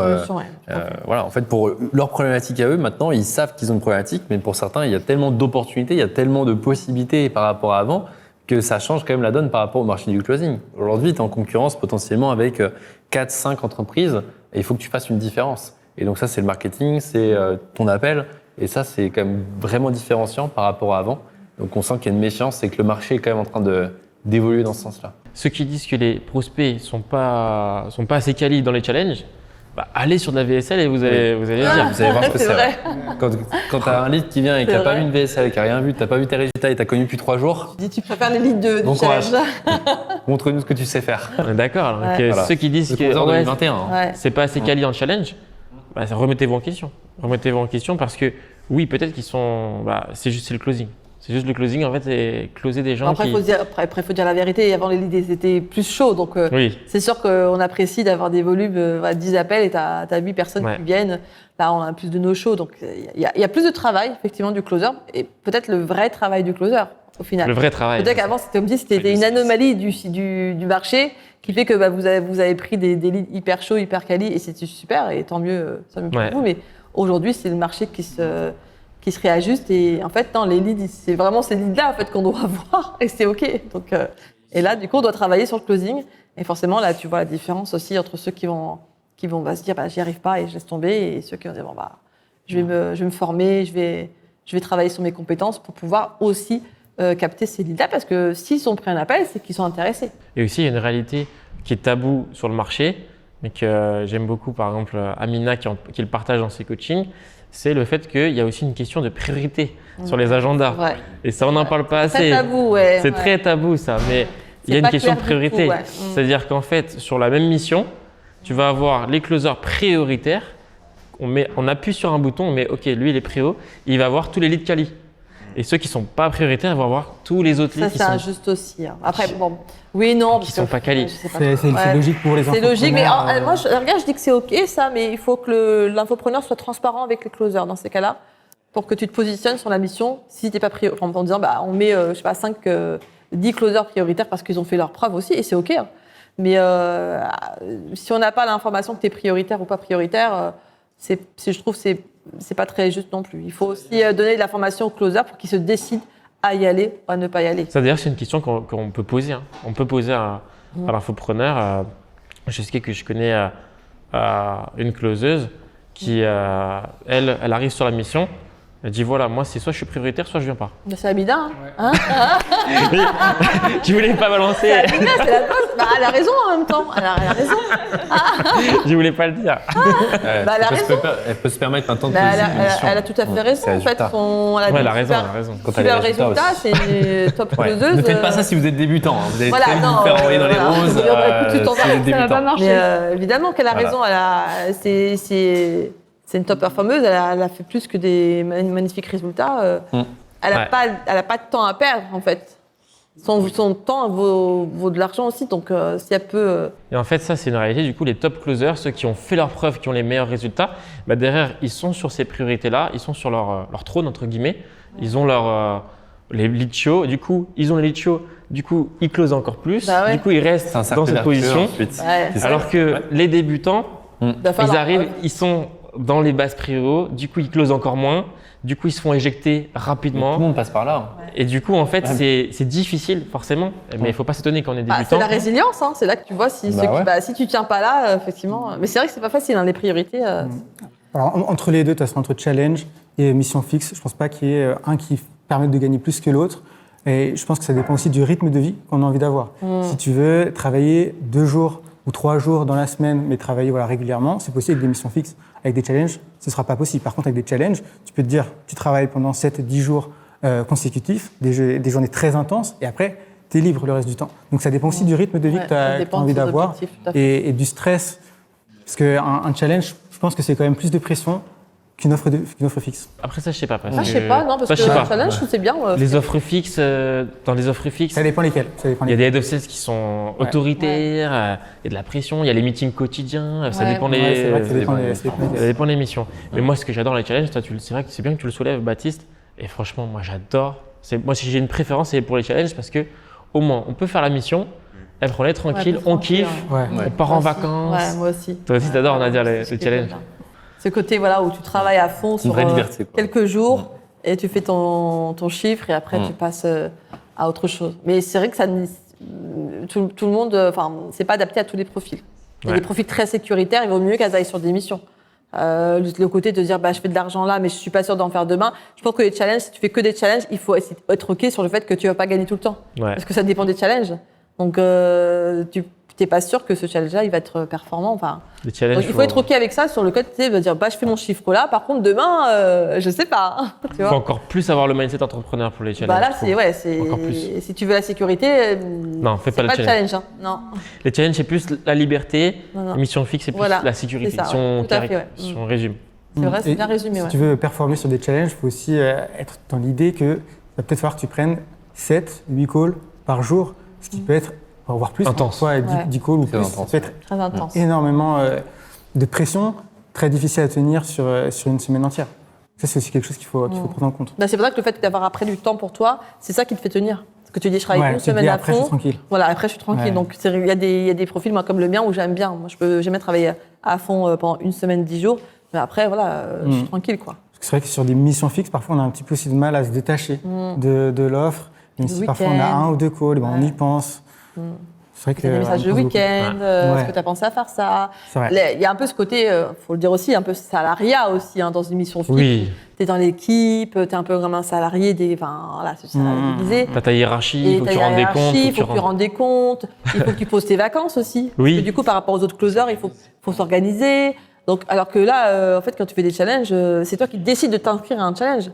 Donc, si en septembre, tu n'es pas dispo, bah, tu t'inscris pas. Alors que là, dans une mission fixe, bah, si en septembre, tu veux partir en vacances, bah, c'est un peu plus délicat. Donc, c'est sûr que ça dépend beaucoup de ce qu'on veut dans la vie et de qui on est. Mais là, en ce moment, on sent que les personnes, elles cherchent plus des missions fixes. En tout cas, moi, dans les closers, dans mes amis closers, ils sont plus en recherche de missions fixes aujourd'hui que sur des challenges. On a eu quand même quelques challenges, nous, un peu déroutants. Parce que c'est la loterie en fait. C'était pas génial, quoi. Moi, ce qui me vient, c'est surtout que peu importe mission fixe, mission challenge, ce qui compte au final, c'est les compétences, c'est de se focaliser sur devenir le meilleur closer possible. Et une fois qu'on a les compétences, qu'on est le meilleur closer possible, que ce soit en challenge ou en fixe, on gagnera très bien notre vie. Parce que moi, je connais les deux. Je connais des closers qui font des challenges tous les mois et qui font 10K en 2 semaines et qui après se régalent et profitent. Et je connais aussi des closers qui font des super mois, 10K, 20K en mission fixe et ils sont dans leur quotidien comme ça tous les mois. Toi, tu es en mission fixe. Hein. Tu vois, tu étais beaucoup de challenges. Et puis, ces challenges, c'est vrai que ça fatigue aussi le système nerveux. Hein.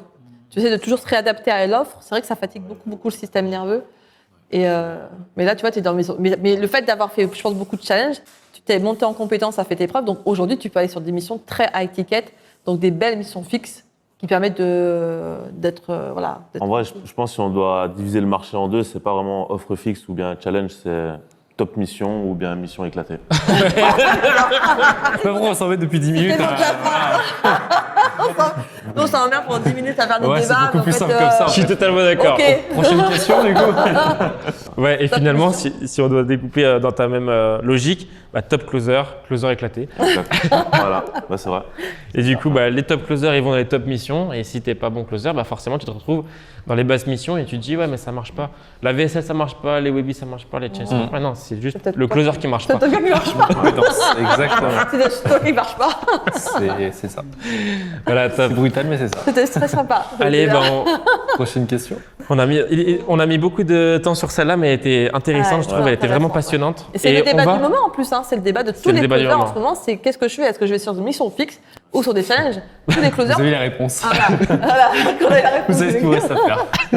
Et les amis, je crois qu'on va accueillir l'invité spécial. On l'avait promis, bah, c'est le moment, c'est parti. Laetitia, on peut l'accueillir. Bravo, les C'est parti. Yes, Laetitia. Letty. Je suis bien encadrée là. Hein On est bien, on est nickel. Comment ça va Laetitia, en forme? ouais, je suis en forme et je suis ravie d'être avec vous, avec mon parcours là qui est très récent auprès de vous. Je touche. Là, vous êtes là.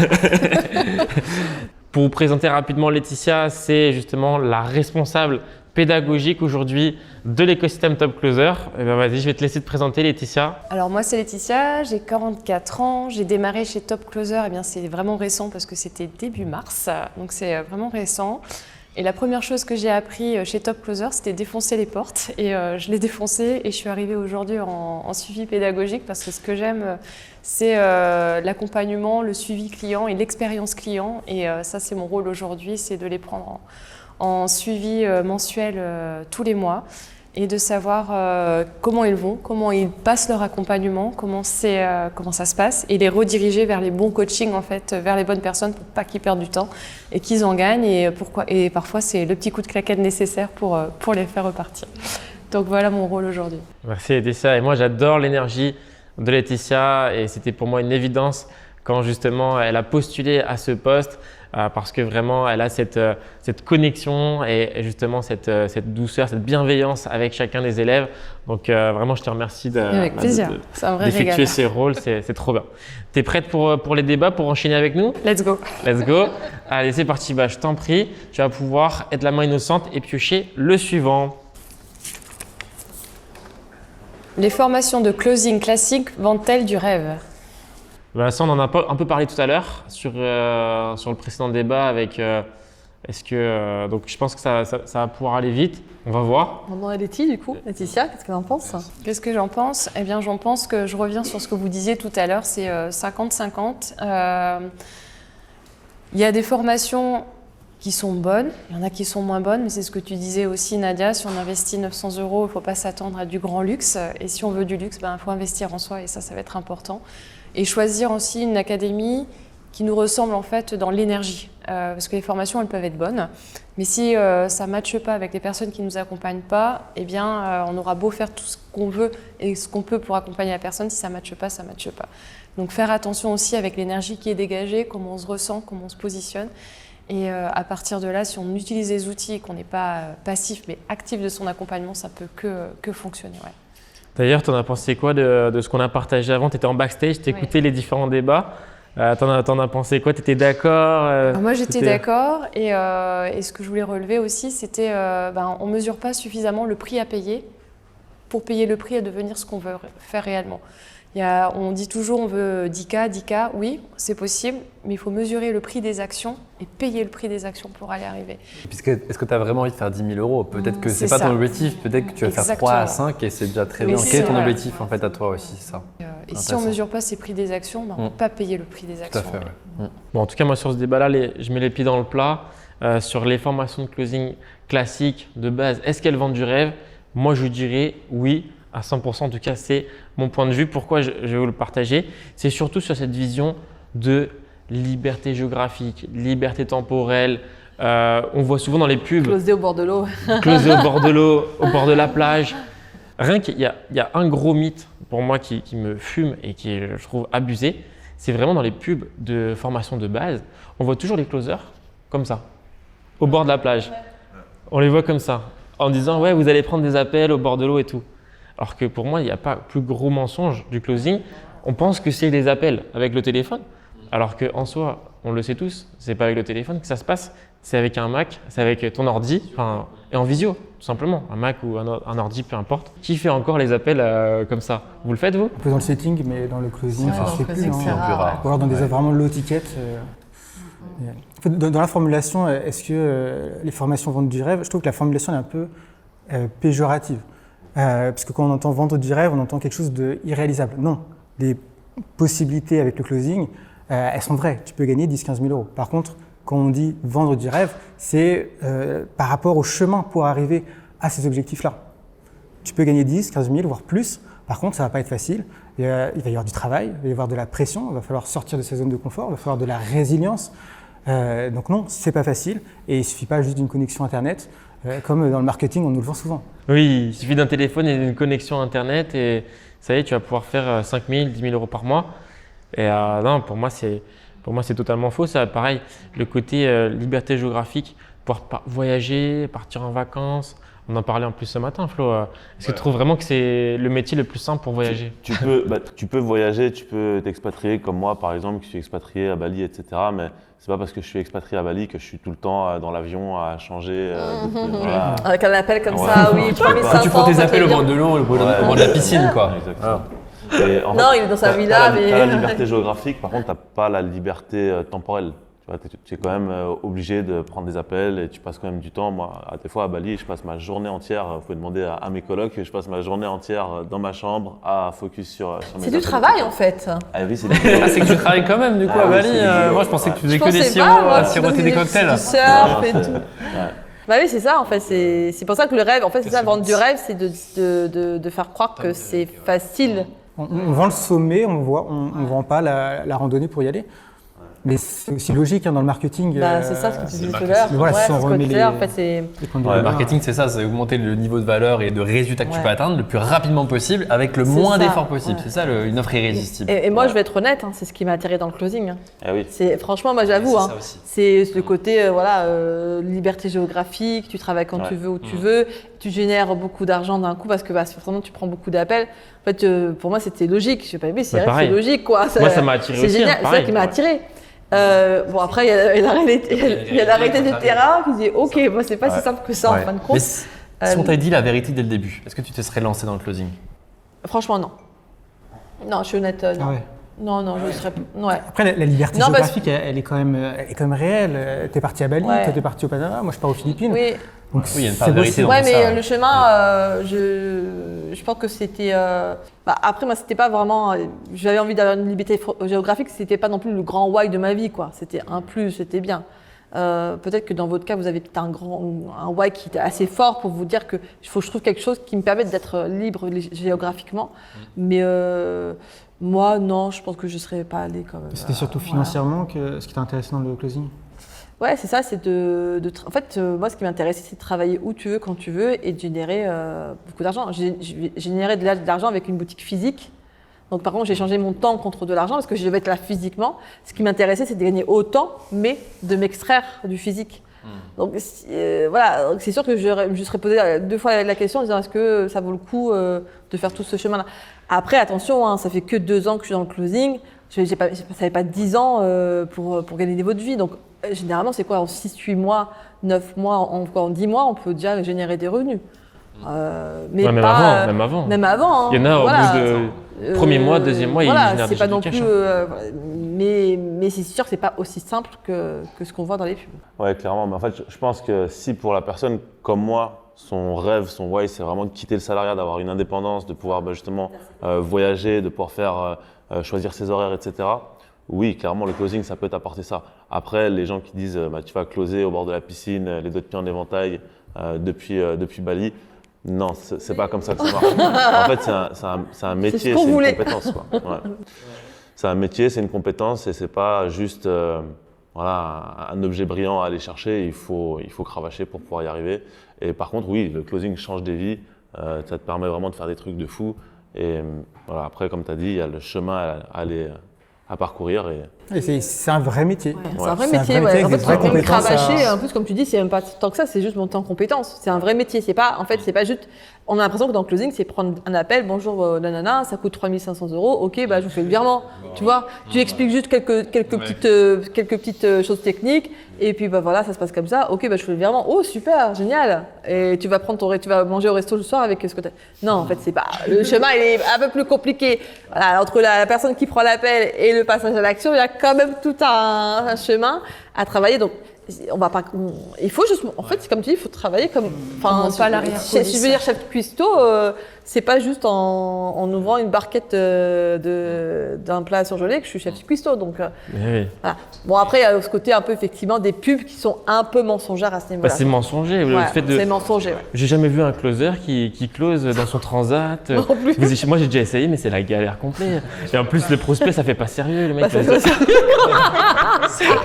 fait pas sérieux du tout. hein. On en connaît un qui faisait ça.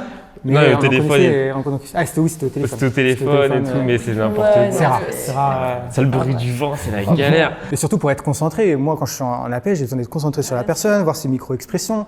J'ai besoin de la challenger. Pour ça, j'ai besoin de vraiment dans un endroit calme et un endroit où je suis seul. Il n'y a personne autour. C'est ça. Après, chacun. Tu veux pas un ballon qui te passe devant toi? Mais t'imagines, à la plage et tout. Là, le prospect dit, oh, mais C'était où là? Ah non, En t'inquiète, maillot je de bain. suis à la plage. Non, mais dans les pubs, c'était comme ça. Donc...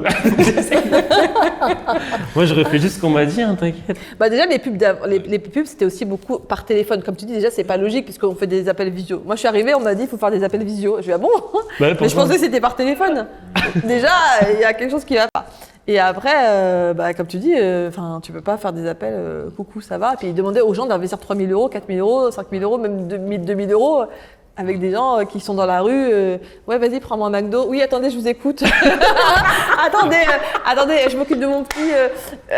Ok, bah c'est pas sérieux leur truc, quoi.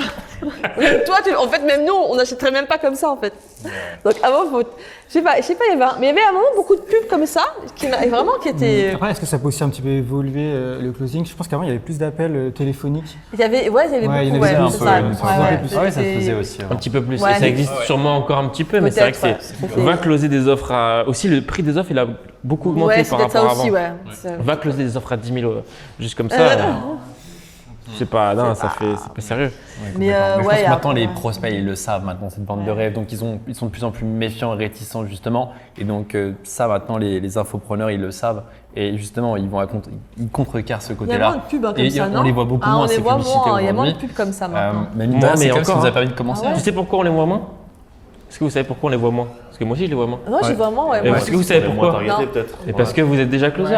Ah oui, en donc fait, c'est on est plus les dans la pubs- cible. vous êtes Ouais, plus c'est du ça. tout dans la Ah, cible. t'as vu, dans moi je la pensais que cible. c'était ça y est, il n'avait On est plus, plus tu l'avatar. vois. Les pubs sont trop intelligentes, elles ciblent que les incroyable, hein. gens qui sont dans la cible en fait. Ouais, finalement, nous, les pubs qu'on reçoit, c'est des pubs pour les Pour closers évoluer. avancés qui sont déjà closers et qui veulent atteindre des Ouais. résultats Ah, C'est là que Facebook. l'intelligence artificielle L'intelligence intervient. Facebook, C'est trop fort. Moi, ce que je trouve dommage justement de ces pubs, et je vous assure qu'elle existe Ah, encore c'est parce encore- que ah, ça existe parce que- encore. Oh là là. beaucoup. Ouais, bien sûr. Malheureusement, et moi je les vois parce que je regarde, etc. Et en fait, moi, ce que je trouve dommage avec ces pubs-là aussi, c'est qu'on voit pas aussi à quel point ce métier il est beau, il est noble, et c'est un métier qui est puissant. Et on va vendre ça comme quelque chose de facile, de simple, comme on l'a dit, avec ses décors paradisiaques, etc. Non, parce qu'il y a Alors un que- enjeu derrière en plus quand on accompagne une personne. Donc c'est- Totalement. Il y a un enjeu d'accompagnement. Et là, ce que je voulais dire, c'est que on dit souvent dans ces pubs-là, vous allez voir, ce sera simple. C'est juste, vous faites 3 appels, vous faites Vous gagnez 3 3 000 appels, euros. vous faites une vente, vous faites 300 euros. C'est simple, vous faites juste des appels. Et moi, c'est juste des appels qui, en fait, là, par essence, c'est faux en fait. Parce que juste des appels, c'est pas du tout ça. Déjà, si on prend juste au niveau de l'extérieur, c'est pas juste des appels parce qu'il y a les pré-qualifs. Il y a le follow-up après. Il y a le fait d'envoyer les factures. Il y a le fait de participer aux réunions. En fait, c'est un vrai métier où c'est pas juste des appels, Dans c'est une tout en anglais. publicité, tu peux pas montrer tout ça aussi, donc c'est Ah, ça. ça décourage, tu vois ce que je veux hein. dire. Ah ouais, ils vont Et donc, décourager. mais on peut pas leur. À mon avis, il y a ce côté mensonger, c'est sûr et certain. Après, je me remets aussi, moi, à l'époque, en 2018, quand je suis tombé sur une publicité, donc à l'époque, c'était dropshipping e-commerce. Et là aussi, il y a peut-être ce côté vente de rêve, mais en fait, ça m'a aidé aussi à me lancer, à découvrir un nouveau monde. Donc, il ne faut pas aussi minimiser le fait que tu découvres des choses et après, tu vas te rendre compte de la réalité. Mais au début, tu as besoin de ce côté rêve pour dire, sinon OK, il y a un t'avances nouveau pas, monde ouais. qui existe, je peux faire des choses. Donc, il y a aussi besoin de ça. Vous voyez? Et après, ça fait le tri entre ceux qui se disent, OK, maintenant j'ai la vérité, j'ai envie de continuer dans le process parce que je veux vraiment atteindre mes objectifs, ou alors en fait on m'a menti, c'était mensonger, etc. J'arrête, j'abandonne. Mais est-ce que réellement tu veux être entrepreneur pour de vrai? Est-ce que tu acceptes le revers de la médaille qui est pas juste tu as les résultats, mais aussi l'engagement, la responsabilité de continuer à investir sur toi, etc. Donc on y revient toujours à ce côté-là. Mais je suis d'accord avec toi, il faut faire attention aussi au côté vente de rêve.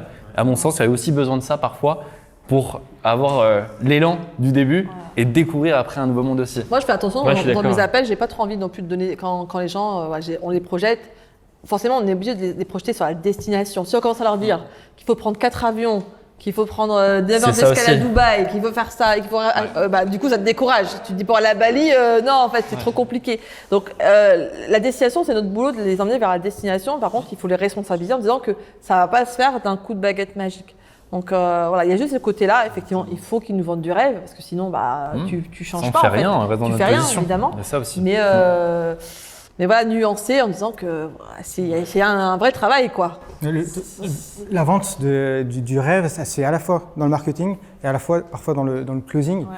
Et je pense que c'est aussi la responsabilité du closer. Et ça marche aussi en fait de faire de l'anti-vente pour closer. Moi aujourd'hui, si quelqu'un me dit, voilà, avec tout ce que je fais dans ma vie, j'ai 1 ou 2 heures à consacrer à cette activité en particulier et qu'on ne trouve aucune solution pour qu'il puisse vraiment s'y mettre, je ne vais pas le sélectionner. C'est aussi le rôle du closer, mais il y a aussi beaucoup de closers qui vendent du rêve. Ouais, c'est vrai. Donc c'est les deux, c'est et le marketing et le closer. Ouais, ne t'inquiète pas, ça va le faire. En 2 heures par semaine, tu vas te faire tes 3 000 €. C'est pour ça qu'on a une responsabilité aussi quand on accompagne les personnes et il y a un vrai enjeu derrière. Et moi, ce côté juste des appels, pour revenir là-dessus, vraiment, je trouve c'est après quand on arrive dessus, on se dit ça va être juste des appels, ça va, c'est comme si j'appelais ma famille, mes amis. Ça va, voilà, on se dit c'est des pas appels. chez une petite formation à 3 000 balles. C'est tranquille, tu vois, mais au J'ai pas final, besoin d'investir. quand on est sur le terrain et qu'on fait nos premiers appels, on se rend compte, oh putain, un appel, c'est chaud. Enfin, c'est pas juste simple. Il faut tout un process. On devrait même pas appeler ça des appels, on devrait appeler ça des connexions profondes avec des inconnus, parce qu'il faut se rendre compte, c'est des inconnus, connexions profondes avec des inconnus, qu'à la fin, l'objectif, c'est de les faire justement signer à 5 000, à 10 000 €, prendre une décision qui va changer leur vie. Donc ça devrait être ça le vrai truc. Si on prend des appels avec des inconnus, on a une connexion profonde avec eux, comme parfois ils n'ont jamais eu de leur vie, et on les aide à changer de vie, parfois à faire des transitions de vie qui sont juste waouh. Et c'est là où je trouve que vraiment le métier de closer, il est beau, il est puissant. Quand il est comme ça, il est la bien plupart fait. c'est vendeur quoi. Tu vois, et les closers c'est des vendeurs en fait. Il faut que j'en vende un maximum. Et je pense ça, que c'est ceux qui ont la mauvaise vision du closing. ça commence à évoluer quand même beaucoup. C'est pas ceux qui performent le plus. C'est pas ceux qui performent le plus. Les meilleurs closers, ceux c'est des coachs décisionnels. C'est ceux qui prennent leur métier en mode ok, j'ai une personne en face de moi, je vais l'aider à changer de vie. Enfin, vous me direz c'est comment vous êtes. Mais c'est en mode ok, je suis là, j'ai une responsabilité, je vais l'aider à prendre une décision, je vais comprendre ses problèmes, je vais comprendre ses objectifs, je vais l'aider à aller de l'avant. Et tu vas challenger aussi parce que challenger aussi parce que pour il y a l'aider des à passer à prospects qui ont peur de passer à l'action et te dire il y a tous les faits sont au vert, mais on est là pour leur tenir la main et les faire passer de l'autre côté du pont quoi. Et potentiellement être cette personne qui va dire à cette personne ce que personne n'a jamais osé lui dire aussi. Sur ok, là tu as des peurs, etc. Et parfois on va dans des sujets très profonds qu'il n'aurait même pas avec sa famille. Et finalement, si c'est pas toi qui lui dis toutes ces choses, qui va le faire à ta place? Personne. Très Et donc c'est ton rôle aussi de l'aider à passer ce cap et de lui dire peut-être la vérité qui fait mal à entendre. Cette discussion difficile qui va te permettre à la personne de se lancer. Et très souvent en closing, on le voit avec les closers qui n'ont pas toujours les bons résultats, c'est qu'ils vont trop sur des discussions faciles en surface et à la fin le closing est difficile. Les personnes qui sur leur découverte sont sur une discussion difficile, profonde, on va chercher la vérité, on se rend le closing beaucoup simple, beaucoup plus facile aussi à la fin. Et ça parce que c'est hyper difficile, tu vois, d'avoir ces discussions difficiles avec les prospects. Oui. Il faut avoir fait un travail sur soi et un C'est pas travail de évident, développement hein. personnel Travail là-dessus, qui est énorme. Et c'est là aussi où c'est beau le Oser poser closing. la question qui dérange. Ouais, moi je suis un peu au début très mal à l'aise par rapport à la découverte, de découvrir dans la profondeur avec des inconnus. Parce que Ils t'expliquent leurs histoires, des fois des histoires très difficiles. Je sais pas, il faut aussi. c'est pas naturel. C'est pas naturel. c'est Il pas faut avoir, naturel, quand même, ouais. faut avoir fait un travail sur soi. Travail sur soi aussi, ouais. Ouais. Faut avoir vécu pour ça. C'est vrai en plus. Il faut avoir fait des discussions difficiles avec soi-même. Il faut. Il faut se poser ces questions Ces pour questions. soi et avoir l'honnêteté de se L'effet poser les miroir, mêmes questions aussi pour soi. Ouais. Au-delà de l'argent que ça peut nous permettre de gagner, moi, les plus beaux souvenirs que j'ai avec le closing, c'est quand j'ai un prospect qui me remercie à la fin de l'appel, qui me dit merci Baptiste de m'avoir fait prendre conscience de certaines choses, même certains que je n'ai pas closés, pour qui j'ai aidé à faire prendre conscience de certaines choses. Pour moi, c'est ça les plus beaux souvenirs. Parce que j'aurais changé, j'aurais participé à son changement de vie. Au-delà de l'argent que ça peut permettre de… Mais tu as fait ton travail en fait. Ouais, C'est ouf. Tous ceux qui connaissent pas ce métier-là, ils peuvent pas savoir. Les gens autour de nous, ils comprennent pas à quel point ce métier il est profond, il est puissant. Moi, ce que je dis souvent, quand quelqu'un me demande c'est quoi le closing, hein, quand je rencontre des personnes en séminaire, moi je leur dis le closing c'est simple, c'est vraiment la frontière entre le domaine de la vente et le domaine du coaching. Et c'est vraiment le mélange, un savant mélange entre les deux qui fait le closing. Où en fait, on est à la fois des coachs, on va les aider à se poser des questions sur eux-mêmes, à faire une introspection profonde, et en même temps, il y a cet aspect commercial, il y a cet aspect vente, et on va les aider à changer de vie puisqu'ils vont rejoindre des accompagnements qu'on appelle transformationnels, donc qui va permettre de créer des transformations.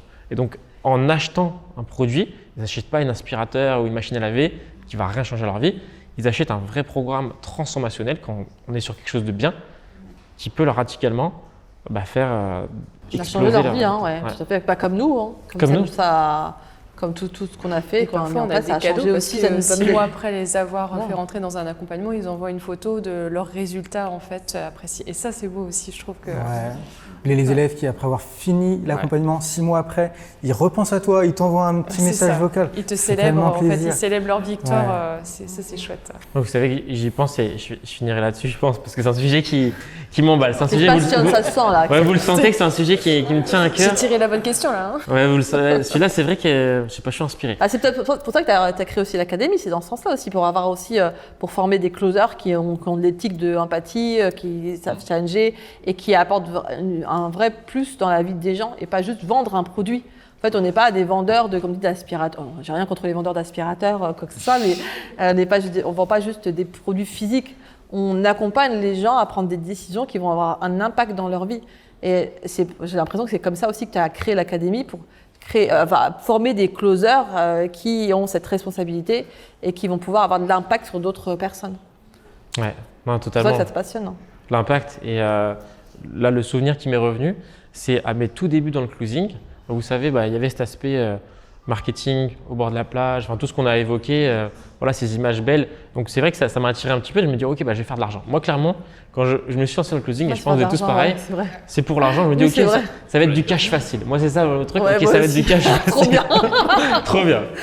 Mais après, quand la première fois, je m'en souviendrai toute ma vie, la première fois que j'ai vu un vrai appel de closing, un enregistrement d'un vrai appel de closing, surtout que c'était fait par justement le formateur en question, ça m'a fait un électrochoc. Je me suis dit, mais waouh, c'est ça un appel de closing. Et je me suis dit, mais waouh, c'est un truc de ouf, c'est puissant, c'est beau. Pour moi, un bon appel de closing, c'est presque une œuvre d'art. C'est comme, je parle là, mais vraiment, je trouve ça beau. Il y a des techniques, il y a de la subtilité, tout est calculé. Alors que parfois, ça n'a pas l'air calculé, justement, ça a l'air vraiment d'une conversation naturelle. Ouais, mais non. Mais en fait, c'est C'est technique. naturel, plus c'est de la compétence qu'on maîtrise derrière aussi. C'est comme Exactement. un Compétence à guitariste, on dit conscience. c'est super facile à faire Ouais, la guitare, non, mais on non. n'a pas vu les heures de travail en train de gratter sur sa guitare en fait. Tellement waouh, moi ça m'a fait un choc. Quand la première fois que j'ai vu un appel closing, j'ai fait waouh, c'est ça, je veux savoir faire ça. Et là en fait, ça m'a plus attiré que juste le cash facile et ça m'a donné vraiment une motivation de me dire ok, j'ai envie de maîtriser ça. Et c'était plus. Et je pense que les bons closers, ils ont ça en eux. C'est qu'au bout d'un moment, l'argent c'est bien, mais si on est motivé que par l'argent, ça va pas le faire. Il faut aimer le métier. Il faut aimer ce processus, il faut aimer cette christologie, d'aller en profondeur chez les gens, de les comprendre, de les aider. Il faut avoir tout ça, il faut aimer tout ça. De comprendre au millimètre près, d'aller chercher des petits détails qui vont faire la différence. C'est ça qui fait la différence entre un top closer et quelqu'un qui veut rester un closer lambda finalement. De toute façon, si tu cherches à faire que de l'argent, tu vas faire entrer tout le monde dans l'accompagnement, même des personnes qui n'ont pas leur place. Et ça, tu vas à un moment te désaligner. Tu À un moment, tu vas impacter sentir aussi l'académie. que tu as fait rentrer des personnes qui n'étaient pas, à leur place. Et qu'à un moment, ça va te désaligner. Et quand tu es désaligné, comme tu dis, nous, le closing, c'est quand même un effet miroir. Hein. Moi, je ne me rendais pas compte au début. Hein. Mais c'est vrai que rien que de se regarder ses calls, tu vois, c'est pas Tu facile. tombes Hein. sur des personnes qui te ressemblent. Qui te ressemblent, et je trouve qu'il y a vraiment cet effet miroir et de se dire effectivement, plus tu te connais, plus tu es aligné avec qui tu es, et mieux tu closes, parce que tu crées une vraie connexion. Et le but, c'est pas de vendre à n'importe qui, c'est d'accompagner les gens qui sont dans le bon accompagnement à passer cette étape-là d'y aller, quoi. C'est savoir vendre et aussi savoir ne pas vendre. Savoir ne pas vendre, ouais. Pas Ça, vendre je trouve, n'importe quoi, c'est- n'importe qui. Et ça, je trouve que c'est. Enfin, on avait parlé avec Flo, mais ce côté de dire à la fin de l'appel, en fait, il faut aider le prospect à prendre une décision. Soit il y va et c'est super parce que du coup on y gagne aussi, c'est génial.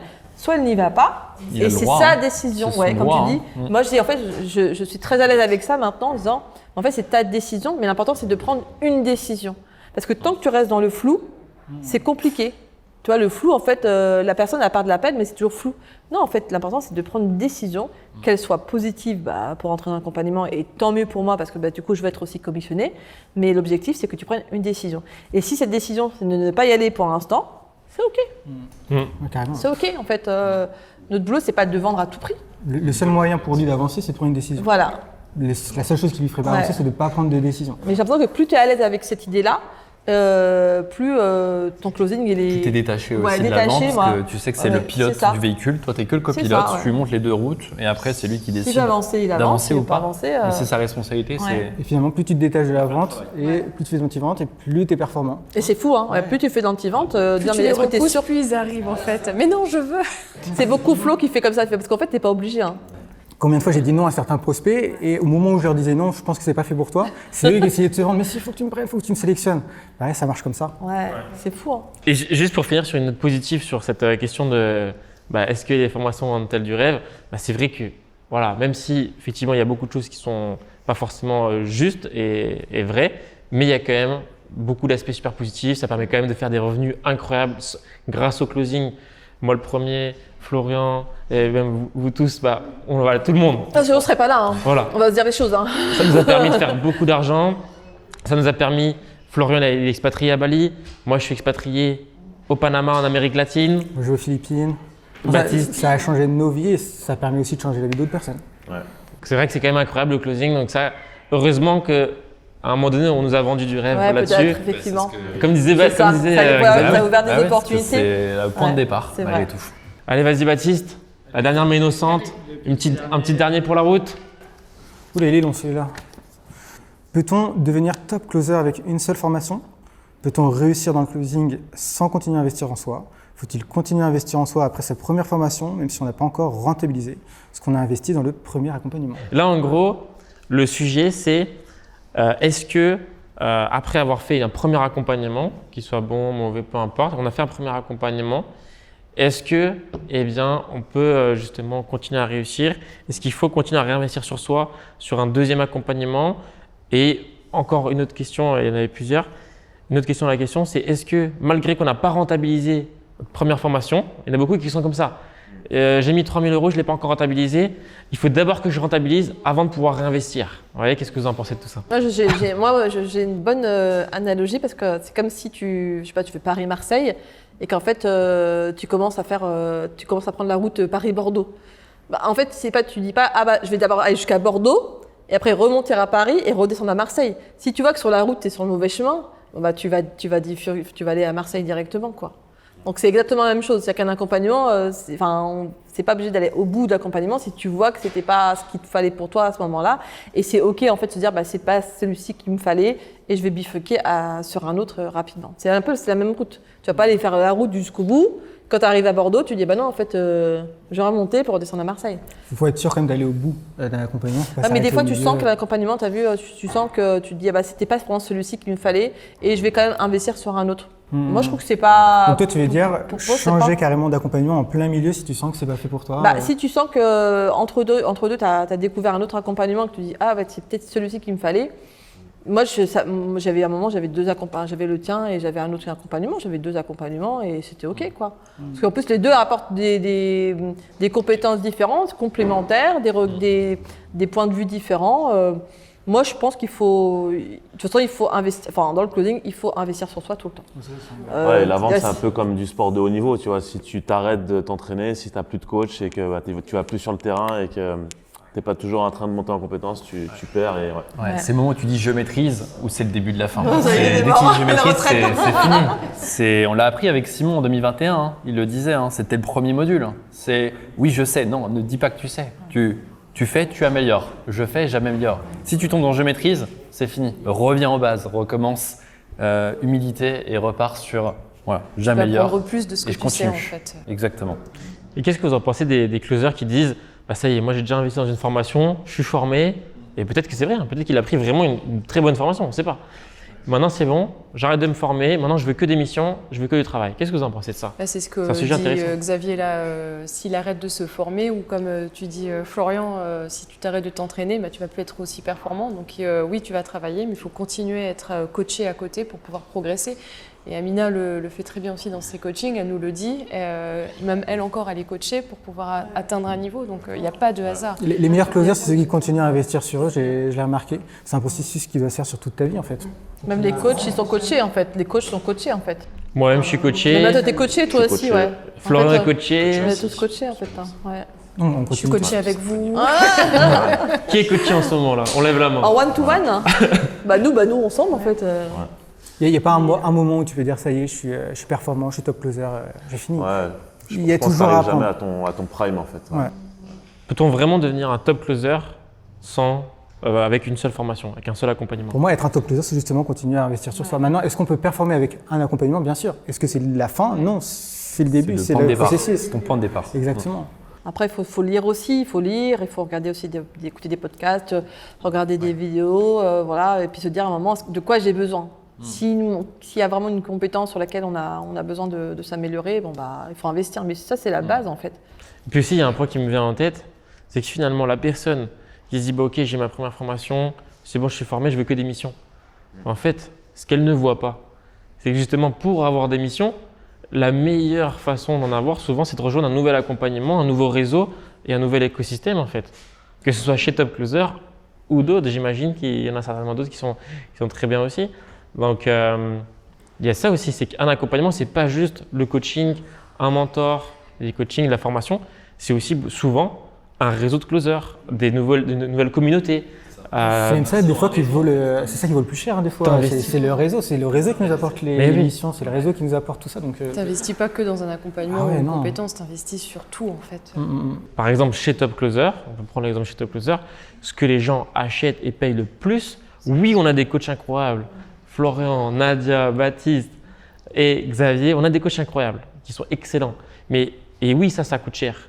Mais ce que les gens achètent le plus et ce qui paye le plus, c'est le réseau. Et ce qui coûte le plus cher, souvent, c'est les opportunités d'avoir accès à des missions premium et d'avoir accès à des top missions, avoir une abondance de missions.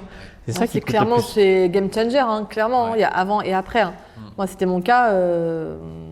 Comment tu fais pour contacter les bons infopreneurs, c'est ça. HOS, déjà comment tu contactes un HOS? Quand tu connais personne, si tu les connais pas, tu les connais pas. Bah oui, coucou, déjà les HOS c'est très rare qu'ils soient sur les réseaux en plus, donc tu les connais pas. Enfin, non, c'est le réseau pour moi qui fait la différence. Donc pour pouvoir avoir du réseau, effectivement, il faut aussi investir sur des accompagnements parce que peut-être sur le fond, c'est un peu la même chose qu'un accompagnement que tu as fait. Par contre, sur la forme, enfin sur le réseau, c'est peut-être différent. Tu vas rencontrer quelqu'un qui va te mettre en relation avec quelqu'un d'autre. Mais la seule chose qu'il faut se poser comme question, c'est est-ce qu'il faut continuer à investir sur soi? Bah oui, en fait. Bien sûr que oui. C'est la Après, base. quand on réinvestit sur soi sur un autre accompagnement pour le réseau, justement, il ne faut pas non plus, il faut pas baser toutes ses attentes là-dessus aussi. C'est pas parce que tu as investi dans une deuxième formation, un nouvel accompagnement que tu te dis bon là c'est sûr cette fois-ci je vais avoir des missions, tout va bien se passer. Non, c'est toujours pas fini. C'est-à-dire que là aussi il va falloir que tu sois sur les coachings, là aussi il va falloir que tu fasses des roleplays, qu'on soit pas derrière toi te dire fais des roleplays. Là aussi tu vas devoir démontrer que par rapport à tous les autres élèves, tu as envie de te démarquer et c'est à toi avec qui on va te donner les meilleures missions aussi. Donc c'est jamais fini en fait, c'est un processus continu montrer tout le temps, actif, et il faut tous se remettre en question. C'est pour ça qu'ils vendent du rêve. C'est pour ça, c'est exactement pour ça qu'ils te vendent du rêve. Sinon, si tu dis aux gens c'est jamais fini. Alors qu'en fait c'est l'entrepreneuriat. À partir du moment où tu es à ton compte, c'est le mindset entrepreneur, tu vois. Et beaucoup de gens sont habitués à voilà, j'ai mon diplôme, donc ça y est, j'ai les compétences et je vais pouvoir travailler toute ma vie. Sauf que nous, on est des entrepreneurs. On n'est pas des salariés. C'est ça la différence. Mais quand tu es d'abord salarié et que tu passes entrepreneur, c'est pas facile. C'est pas simple. Mais on veut pas que ce soit facile parce que si c'est facile, tout le monde le ferait. C'est une phrase bête. Mais en fait, on veut que ce soit difficile parce que justement, c'est pour ça que ça a de la saveur aussi. De se dire, bah oui, ça fait 4-5 ans que je suis dans le process, j'ai réinvesti. Il n'y a pas de hasard. Vous voyez ce que je veux dire? C'est qu'au bout d'un moment, si tu investis, tu te formes, tu apprends, tu as du réseau et tu continues plusieurs années, en fait, tu es obligé de réussir. Parfois, il y avait des conseils de personnes qui avaient vraiment un haut niveau de succès. Et là, le seul conseil qu'il donnait, c'est sois là dans 5 ans. Sois là dans 5 ans, point. Peu importe le domaine d'activité, l'e-commerce, le closing, peu importe, sois là dans 5 ans. Pas dans 1 an, dans 5 ans. Donc arrête de regarder les résultats à court terme et commence à voir ce que tu peux faire sur 3 ans, 5 ans. Soit on surestime ce qu'on peut faire en 3, 6 mois, 1 an, on sous-estime qui on peut devenir, accomplir et obtenir en 3 ans, 5 à 10 ans. Et c'est cette vision long terme aussi qui permet de prendre les bonnes décisions. Surtout qu'on dit, en fait, il y avait une phrase qui m'avait marqué. On m'a dit, ceux qui réussissent, c'est juste les personnes qui n'ont pas laissé tomber. En fait, ils n'ont pas plus de skills que toi ou d'intelligence. C'est juste qu'ils n'ont juste pas laissé tomber. Ça. Le seul échec possible, c'est l'abandon. C'est les plus résilients en fait qui réussissent. Et ceux qui se remettent en question, voilà, et qui se disent bah, attends là ça va pas, il faut que je retravaille plus. Et en fait comme les autres ont laissé tomber, du coup il te reste il y avait une phrase Axel justement que tu disais qui était bien par rapport à ça. C'était quoi? Je sais pas quand est-ce que je vais réussir, je sais pas quand je vais réussir, mais je vais le faire. Ouais, tu vois la résilience. Je veux la faire, je veux la faire. T'as le mot de la fin comme ça. Je sais pas quand, je sais pas comment, mais je vais le faire. Si vous voulez on peut la dire ensemble. Je sais pas quand, je sais pas comment, mais on va le faire. Et en fait, c'est ça, en fait, c'est le mindset, c'est avancer à fond. D'ailleurs, cette phrase-là. Mais c'est pas facile pour beaucoup de dire je ne sais pas quand et je ne sais pas comment. Dire, mais attends, comment je vais faire quand... Non, en fait, non, comme tu dis, Avoir la foi. bah, la il foi faut que ça va bien se dire, passer. quels que soient les résultats, bah, j'y vais, je mets tout La en, fois, en puis place. tu décides surtout. Décider, prendre action, Ouais. audace et avoir foi que ça va bien se passer. Et comme tu disais, toi, Xavier, c'est que, et je finirai là-dessus, je pense, c'est que bah, si c'était facile, tout le monde le ferait. Il ne serait pas de saveur, il ne serait pas de mérite. Et le closing, il faut se rappeler quand même que c'est un métier qui est magnifique, qui permet de faire des salaires, parfois des revenus qui sont complètement insensés, parfois plus que des médecins, que des métiers comme ça qui sont très valorisés, avocats, que des avocats. Parfois que des ministres, on gagne plus parfois que des ministres ou des avocats. C'est quand même fou de se dire ça, Bah des ouais, médecins. même, C'est quand même fou. même sur 2000 balles en closing, c'est quand même plus qu'un salarié qui fait 35 heures par c'est semaine. énorme. Et au-delà de Tu l'argent, vois, il n'y a pas que l'argent, c'est aussi la personne que tu deviens, les compétences transverses que tu développes, le réseau, enfin c'est énorme tout ce que Donc- ça t'apprend. Donc Au-delà de c'est l'argent. difficile, oui le closing c'est difficile, mais de toute façon dans la vie il n'y a rien qui est facile, tout est difficile. Donc quitte à prendre quelque chose qui est difficile, bah prendre le closing À en toi de plus. choisir tes difficultés. Franchement, ouais, choisir ses difficultés et franchement le closing, il y a pire comme métier. Oui, il y a c'est- pire, hein, c'est clair. On est bien là. Franchement, il y a pire. C'était vraiment incroyable ce premier échange avec vous, ce premier podcast. J'espère qu'on en fera d'autres. Avec Peut-être si plaisir. on a l'occasion de tous se retrouver. Peut-être à Bali, aux Philippines ou au Voilà. Panama, on verra. Il y aura tous au Exactement. Panama. Avec plaisir, avec plaisir. Bon, en tout cas, les amis, j'espère que ça vous a plu. Si ça vous a plu ce format de vidéo, n'hésitez pas à commenter, mettez un commentaire. Ça nous intéresse d'avoir votre avis sur tous les débats qu'on a évoqués aujourd'hui. On va vous lire. Vous pouvez partager si ça vous a plu. Vous pouvez vous abonner. Et en tout cas, eh bien, j'ai déjà hâte d'en faire d'autres et de vous retrouver. Donc, je vous dis à très bientôt et let's go.